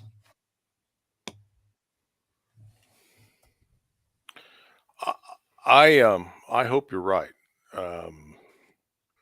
but I could draw a scenario where the Kuomintang sort of buys peace for a while on Taiwan with the mainland with wink wink nod nod sort of assurances. I just don't think that's going to happen. I think from a strategic perspective, if I'm Xi Jinping, I look at the aggregate advantages to the People's Republic of China versus the scattershot foreign policy, the commitment to people who we really can't support, whether that's Japan or it's Ukraine or it's whomever. I think Biden is compromised. I'll use the diplomatic word. I think he's compromised vis-a-vis China. I don't think that the diagram ever matches the opportunity better vis-a-vis Taiwan than it does for the next, well, from now through the election in 2024. I think they're going to be hard pressed to resist the opportunity to execute Order 66 or whatever they call it. No better, the no better time concept. Exactly, and I just don't see them having waited this long. I don't think they're going to miss the opportunity. I think they'll be cagey about it. I think it starts with a blockade. I think they can impose a lot of pain with a blockade that sends the message that if you really want to get kinetic on this, it's going to be worse. But I think that's where it starts. And I think Taiwan ultimately is a ripe mango that's going to fall into their basket. So, and I don't think we're going to war over it. So pop the Paycom map one more time. Watch it, please. Thank you, sir. So the scope of this, I go back to this. Most people don't understand the scope of the Pacific. And we ran into this in World War II. We ran into this in Vietnam. it's a long way. And given what we've learned about Ukraine, if you put your finger on Taiwan against the coast of China and you understand that it's, a solid 12-hour flight, unrefueled, from the West Coast, you can't really fly there from Latin America. It's hard to do. You have to download payloads to do it. So it's a 2-day run, let's say. We don't have the lift. We don't have the capacity. Well, the best analogy that people can figure out is, if let's turn the tables and let's say that we were threatening to annex Cuba, okay? And the Chinese said, we're going to defend Cuba at the reverse end of supply lines that are basically the equivalent of Taiwan. There's no way they could do that. And frankly, and Cuba doesn't have, I just think that it's a fool's errand. And I think the Japanese know it. I think the Koreans know it. I know the Australians know it, and the New Zealanders. Yeah, I fully accept what you're saying, both Stan and Jim. But in that scenario, Joe's talking about Panama, and who owns what ends of Panama. There's ways around it, I think, on to some smaller degree on logistics. Thus Guam, the Philippines, Australia, what have you. We would at least be able to have that onerous long distance if we were committed and if we had the partnerships that we were required to get on board with this. So it really matters. It really depends on level of commitment with our partners if this were ever to come to fruition. So my concern on that, Mike, is we've moved most of the prepositioned goods that are in demand for a modern conflict for Ukraine already. We've gone to the Israelis, we've gone to the South Koreans. Anything you can move is moving or has been moved. I think it's going to take us 3 to 5 years if we begin to aggressively prepare to be prepared. I don't know if we have the capacity to prepare, because I don't think we are, but I don't think we have the capacity to prepare. That would be my major concern, regardless of how committed we were or how committed our allies were. That's where I'd be really, really concerned right now. And, we're putting Stan's number, $100 billion into Africa for raw materials so that we can compete in electronic vehicles and other advanced technologies for environmental reasons. Our priorities are kind of cattywampus, to put it in, to use a colloquialism. I don't see the capacity to engage now. So I think our need to rely on the Koreans, the Japanese, the Filipinos, the Thais et al. Is a lot greater than we anticipate. But I hope I'm wrong. I don't think the Marcos family is prepared to be the people who sacrificed the Philippines for Taiwan and for its relationship with the United States. I just don't think they are. And I say that with some degree of insight. I don't think that's. I think that Bong Bong's imitation of Cirque du Soleil is amusing. I think it's entertaining. I think hey, sure, we'll reopen Subic and Clark and pick a couple other islands, and you can put special forces guys there, is meant to be what it's meant to be. It's not so provocative that the Chinese schwack them, but it's also being done at the same time that the Chinese are going to invest $24 billion in infrastructure in and around Manila. So they are really dancing the high wire act. And then when push comes to shove, we talked about that that Chinese mercantile class throughout Southeast Asia, it's not inconsequential in Manila either. And and good on them. They're quite happy being recognized as a competitive group, right? Yeah. They're happy with Chinese preeminence on an ethnic basis. They're very pleased. Their time has come. They've dealt with the colonial empires. They're tired of it, and they've earned this attempt to become a preeminent power. And it isn't perfect. It's not easy, but they've dealt with that for 1,000 years. Well, they're going to have their own challenges, things that we're not talking about now. So, Exactly. we as the United States have won the war and lost the peace in several instances. Chinese will be faced with a similar set of circumstances. They're a little more ruthless about it than we are.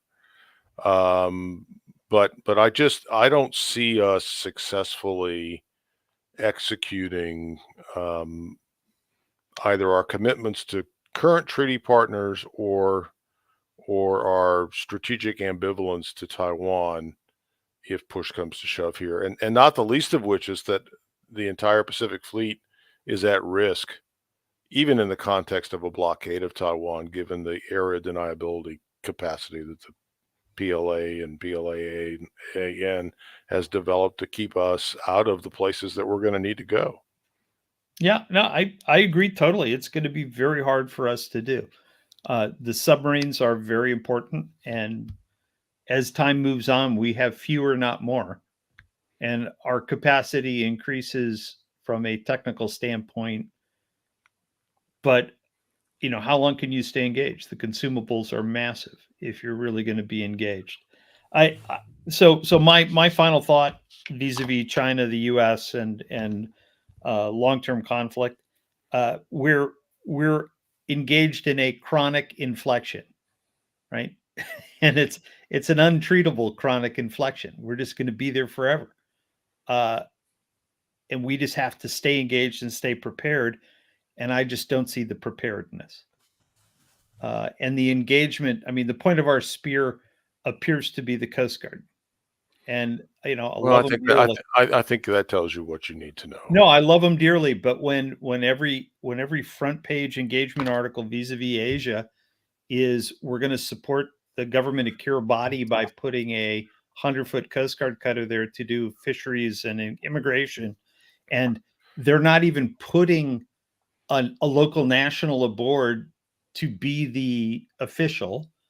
They're just kind of handing the right to the Coast Guard and saying, okay, we'll agree to this. It just doesn't have enough gravity from my standpoint. And the Chinese have incredible numbers in their fisheries fleets and their maritime militias. They'll just overwhelm that capacity. And again, it creates the ability to have a mistake made. And that's just not what we want to do at this point. So my take, chronic inflection. Any other thoughts on this that before we leave the Chinese theater? Okay. Well, I need to do a quick super chat break. Please. So we've got $5 from Seymour SR over on Rumble, who says, thanks for all the great info, guys. No, thank you, Seymour. We really appreciate you. Your guys' donations help keep the show going. $5 from Hunch the Dirty Roofer again says, speaking of Burma, there's a rebel movement there that's been sticking it to the Chinese-backed junta. Why aren't we doing anything to support them? Yeah, interestingly enough there, Hunch, I will. I have been stashing a few stories on that because ask the Hmong. Yeah. There are half a dozen separatist movements operating in that area. Always have been, always will be. But we'll talk about that soon, at least on CFC, I think. Yeah. Absolutely. Or the Kurds. That's the Kurds. It's a great discussion, and it segues into the United States and our first engagement with transnational criminal enterprises. Air America and our Central Intelligence Agency were heavily engaged there in the 50s, 60s, and 70s, and on into now. We should have better knowledge of how this works. I hope we do. Not privy to it, but my take is it's a tough one.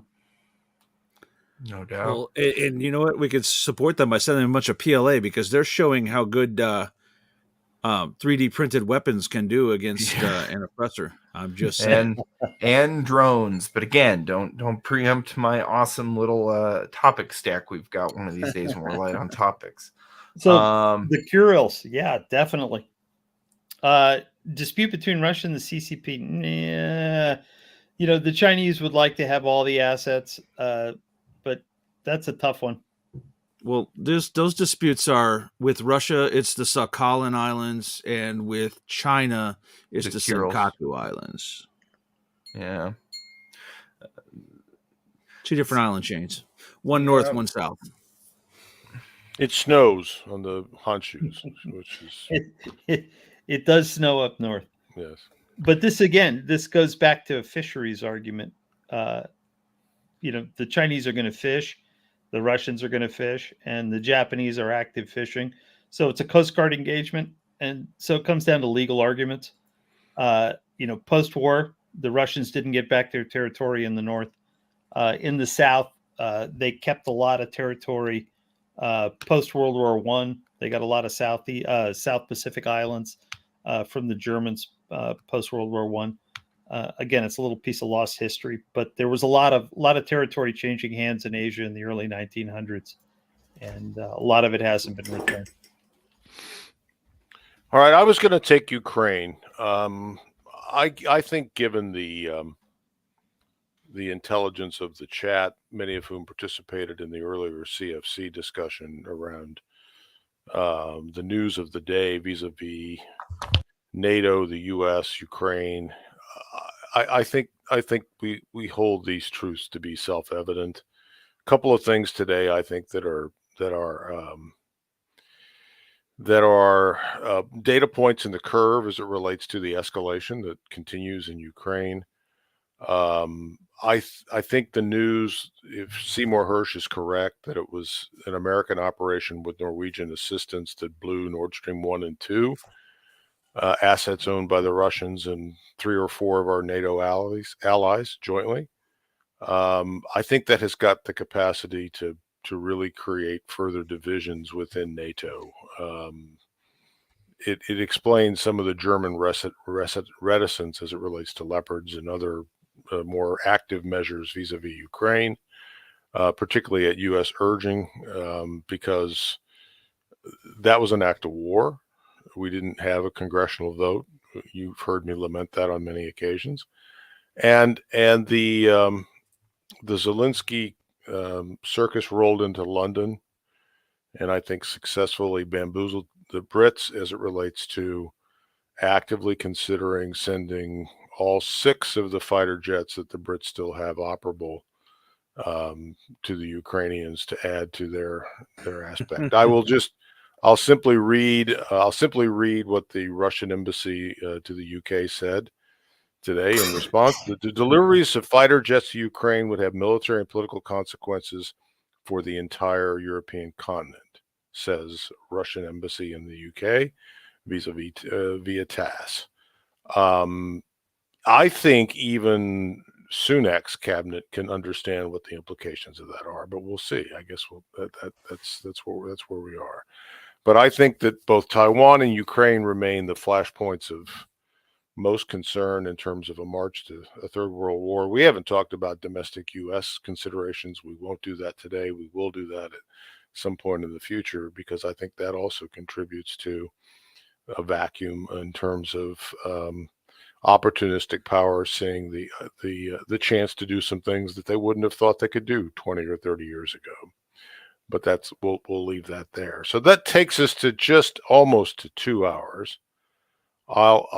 We had talked about doing a little bit of over the horizon as it relates to the State of the Union speech. If people are tired of that topic, and I can understand that they are, because I know I am to a degree, we can hold that over for next week and do it at that particular point, because the lies will still be resonating in the media ether. Biden's out on the trail propagating them as we speak. but we can. I'll put that to a vote of the council as to whether we want to talk at all about the State of the Union tonight, or we want to hold over. And I'll bow to the majority vote. Sweden abstains. Stan, there's just so much to talk about. Yeah. It's so watching what happened vis-a-vis Nord Stream, vis-a-vis all of the replaying of Victoria Nuland and her cluster of intellectuals. There's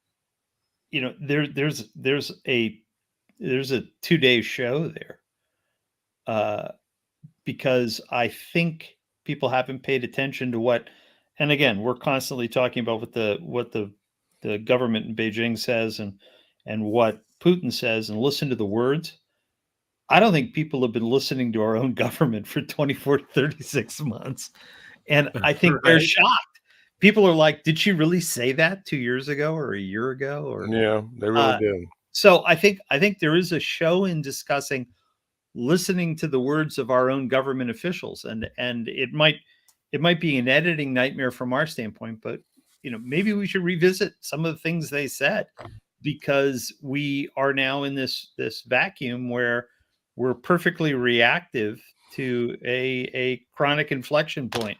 It's just not going away. I've got another couple super chats to fill in here real quick. From over on Rumble, $3. Good night table, good night moon, good night Chinese spy balloon. Thank you, Mr. Scott Awesome. We appreciate you. Well said. 130 Roofer for $20 says, to back old Hong Kong after the Navy report about how behind our shipyards are in production. To reach the current demand production, they need a minimum of 10 to 15,000 more trained welders. Yeah, it'd be one of those things. I think learn to weld is going to be the new learn to code. I think that's. I actually have a lot of friends, peers of ours, guys with gray beards, all of whom late in life went back and learned how to weld, and they did it. They did it from an interest in an art form. It's really hard to do, folks. So give your local welder a hug. It ain't easy. And they've got to be where we're building ships. It's one of those really inconvenient things. You can't be a remote welder. I can't weld from home. Maybe at some point, you're gonna have to move to Louisiana or Maine or Norfolk, and you're gonna have to go to work every day and punch in, punch out. But they'll pay you well, and you'll be doing a good service to the United States, because we do have to build our ships, and we don't want them to be like the LCS class. I was promised robots. Tragic project. Robots are going to be the welders of the future. So yeah, but somebody's going to have to program them, and it's not going to be GPT, Stan. So yeah. All right. I was told that all of the ships would be robots, so we don't have to fight anymore. Robots will do it for us. Then we'll get fatter.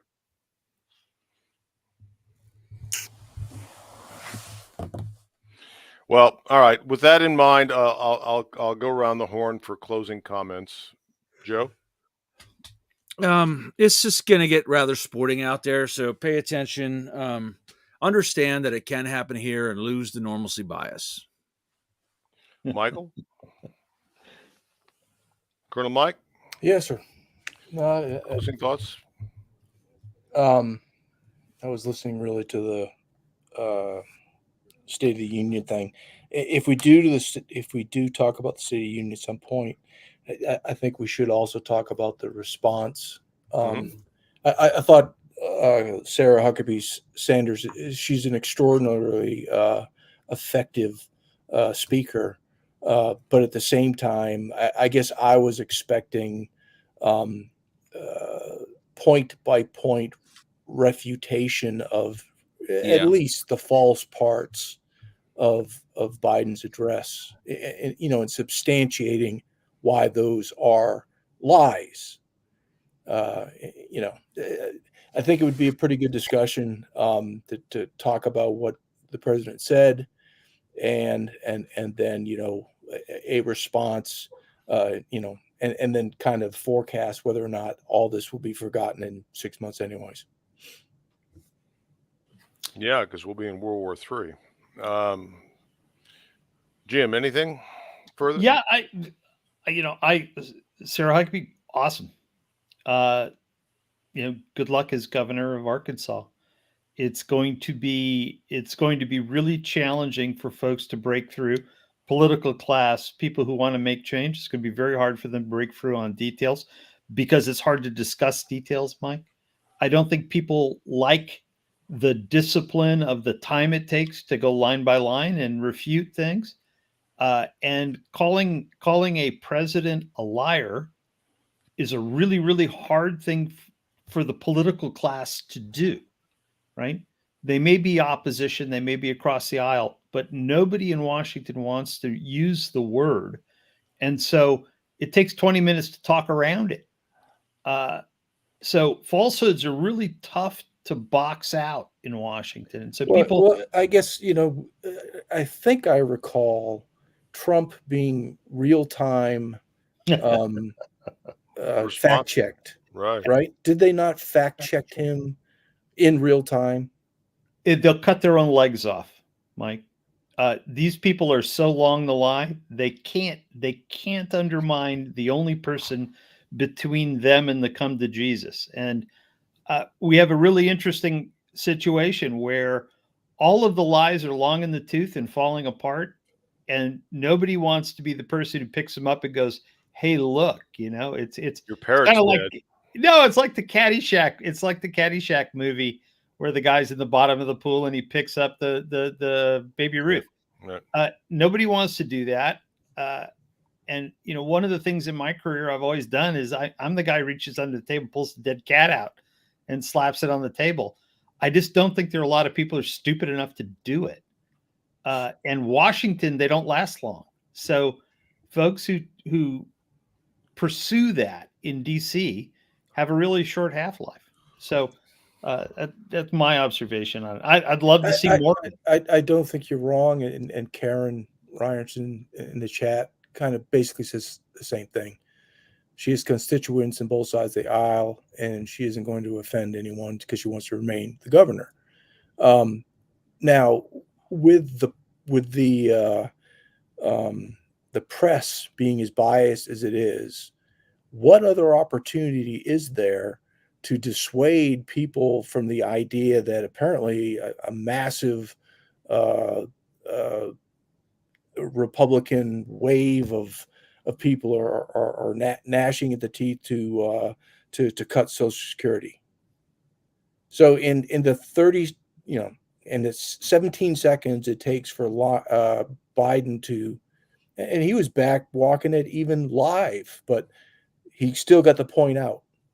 And he repeated it. He repeated it today in interviews with PBS. Correct. So my point really, how do you counter that when you don't own the press? How the hell can you get people in America to know what the real data is with which they can actually make rational decisions? But that's a triangulated argument because everybody knows that nobody's going to cut or means test Social Security or Medicare.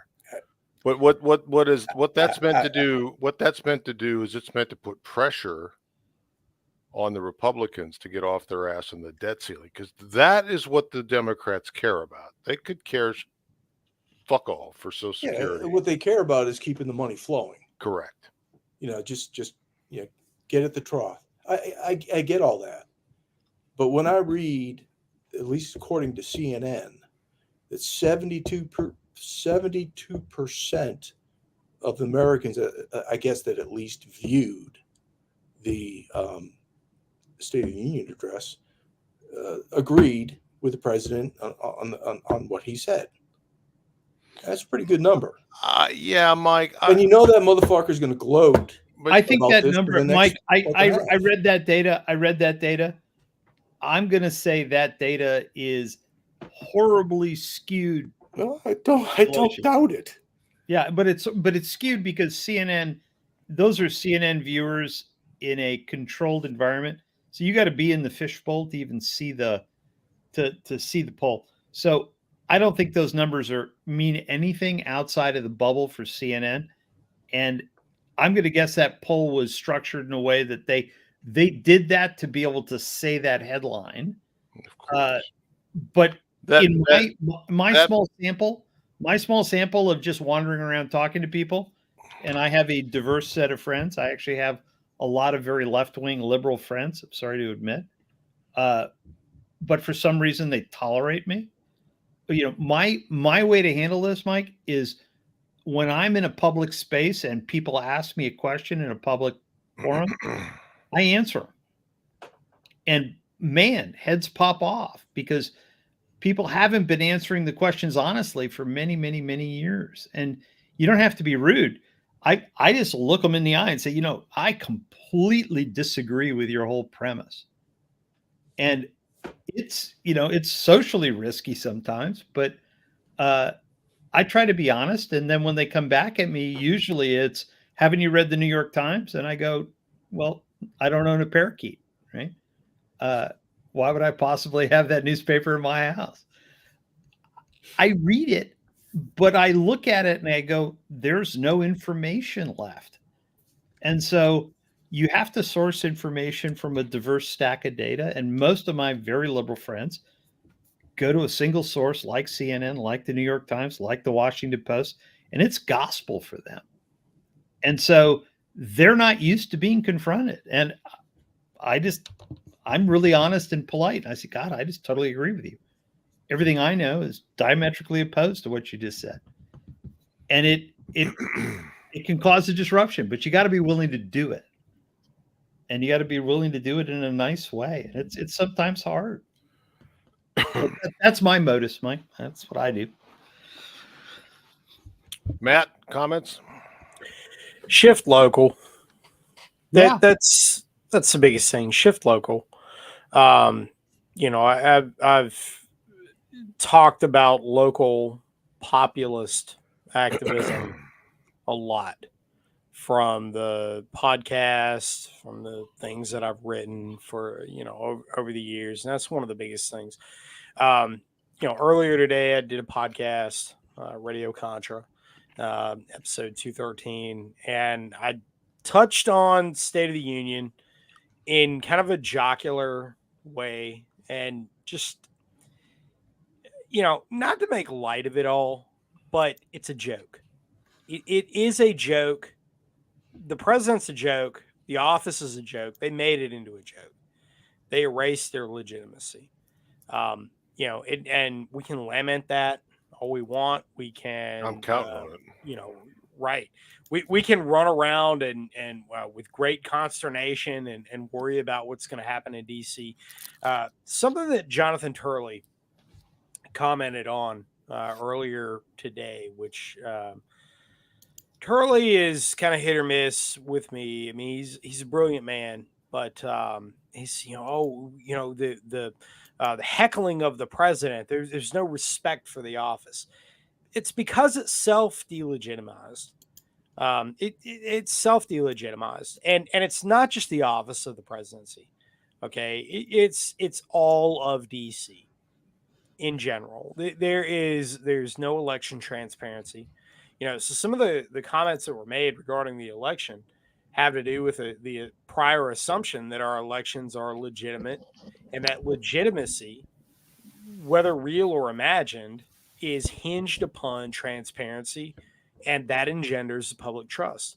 And so when we don't have that, when there is that objectivity is no longer even in question, cannot be questioned, right? You know, 81 million votes for this guy who's essentially a bumbling idiot and has been a bumbling idiot for his entire political career.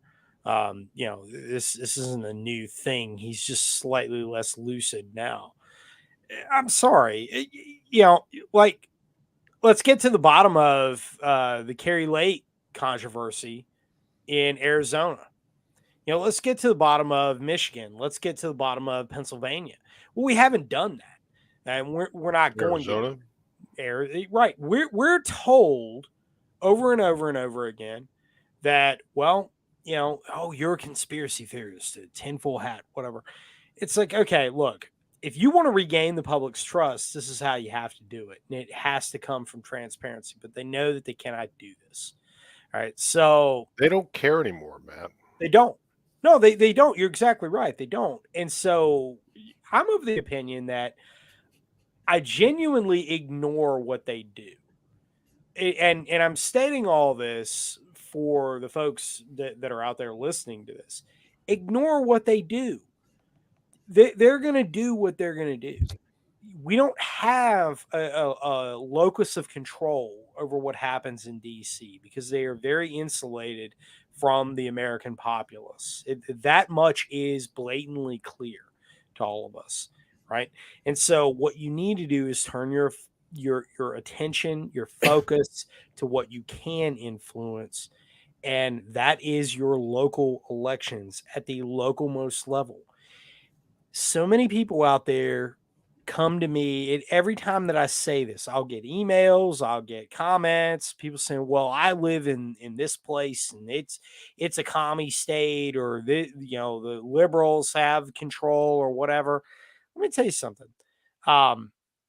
In Virginia, Loudoun County, Virginia, that's a perfect example of this is Northern Virginia we're talking about here. Why is it that those parents that spoke out, that went to those school board meetings, why is it that they were labeled all of a sudden domestic terrorists by the Department of Justice? Because they were.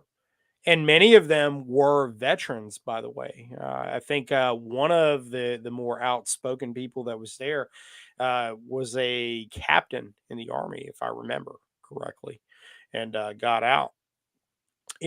This is an important thing to understand. The left understands that ground up action. This is the reason that they use grassroots over and over and over again, right? Even though we know that that's all phony, right? But it's a tactic. It's not a buzzword to them. It is a tactic. And if conservatives, who we tend to look at top down hierarchy because that's how we think. We're hierarchical thinkers, right? We're structural functionalists if we're talking about this from a sociological perspective, right? The left doesn't think that way. And so you have to turn your attention to the left, right? Or to the local-most level. And you have to think, all right, how am I going to beat them at the local level? How do I do that? And that means showing up to those county commissioner meetings, the school board meetings, put money into candidates that, who cares if you think they're going to win or not? If they're a conservative, if they're saying what you want to hear and you know that you can go to their house, put money in their campaigns, right? Get those people elected at the local-most level. And then you have a level of influence. You have a level of control. And it goes beyond simply voting for someone at that point. You have a level of influence. Hey, I donated, $1,000 to your campaign, right? So I'm going to call you on the phone because I donated $1,000 you can. I didn't just vote for you. I donated to your campaign. So there is something there that I'm going to get out of that, right? That's the way that politics work. And that's the way that people need to really begin to think at the local-most level. And you can influence that. The left knows this. That is what they are most afraid of in the United States, in whatever political entity that they're seeking to control. They've historically done this in many different places. And so that's where people need to begin to focus their attention. We talk about international stuff, the things that are on the horizon, those are all critically important. But turning your attention and focusing on local level politics and local level infrastructure, that's going to be the difference maker going forward. Yeah, Good wisdom. we'll do a take on that on a future show. I have some things that I'd add to that or might suggest differently, but I think you're on the right track as it relates to control what you can control around you And if the fight comes to you, then you need to be prepared to sustain your position. But Oh yeah. we'll get into that. We'll get into that. Watcher, anything from you while we wrap this up then? No, just a big hearty thank you to everybody who's following us both over on Rumble and on YouTube. And actually, we had several people watching us over on Twitter tonight. Usually they seem to filter over, but some of them stayed there. But thank you all for joining us. We really appreciate you. Thank you all in the chat and viewing at home or wherever you may be for letting us talk at you for 2 hours and 14 minutes. We don't seem to be able to get under this sort of thing. Maybe maybe we should not care about that and just let the conversation go where it goes. If it doesn't offend our viewers, it shouldn't offend us. I'm very interested and very cognizant of what's going on the international score. But most of the actions that I find myself taking at this point are focused on what I'll call for compliance purposes on YouTube are focused on sustainability. And I don't mean that in a climate change perspective, but I mean sustainability in the construct of the way that my family and I want to continue to live our lives and with those people who are close to us. And so that's the core group. And then to the extent that we can then use that to build on that to help others, we're ready, willing, and able to do it. But I'm not sitting around drawing up massive plans of reliving the Antietam or Sharpsburg campaign. It's all about dealing with what we have to deal with now. And the international stuff that we talk about either makes that harder or easier to do in the construct of the current political climate in the United States. So these are topics that we'll start to unpeel a bit further as we go along. And we are putting together the next 8 weeks of the show from a topicality perspective. If you have suggestions, our door is open to do that. We're also going to be doing some new things now that we've sort of gotten through our bar mitzvah here of 7 or 8 episodes of this thing. There's some things that Watcher and I've talked about doing differently, and I've talked with other members of the council about doing differently to make it more engaging and to do some other things. And you'll start to see those filter in as we can assimilate them into the program. Mostly, I'd like to also thank my council members for their contributions this evening and on an ongoing basis. We wouldn't have no interest in doing this without your full and welcome participation. And with that, we'll call it an evening.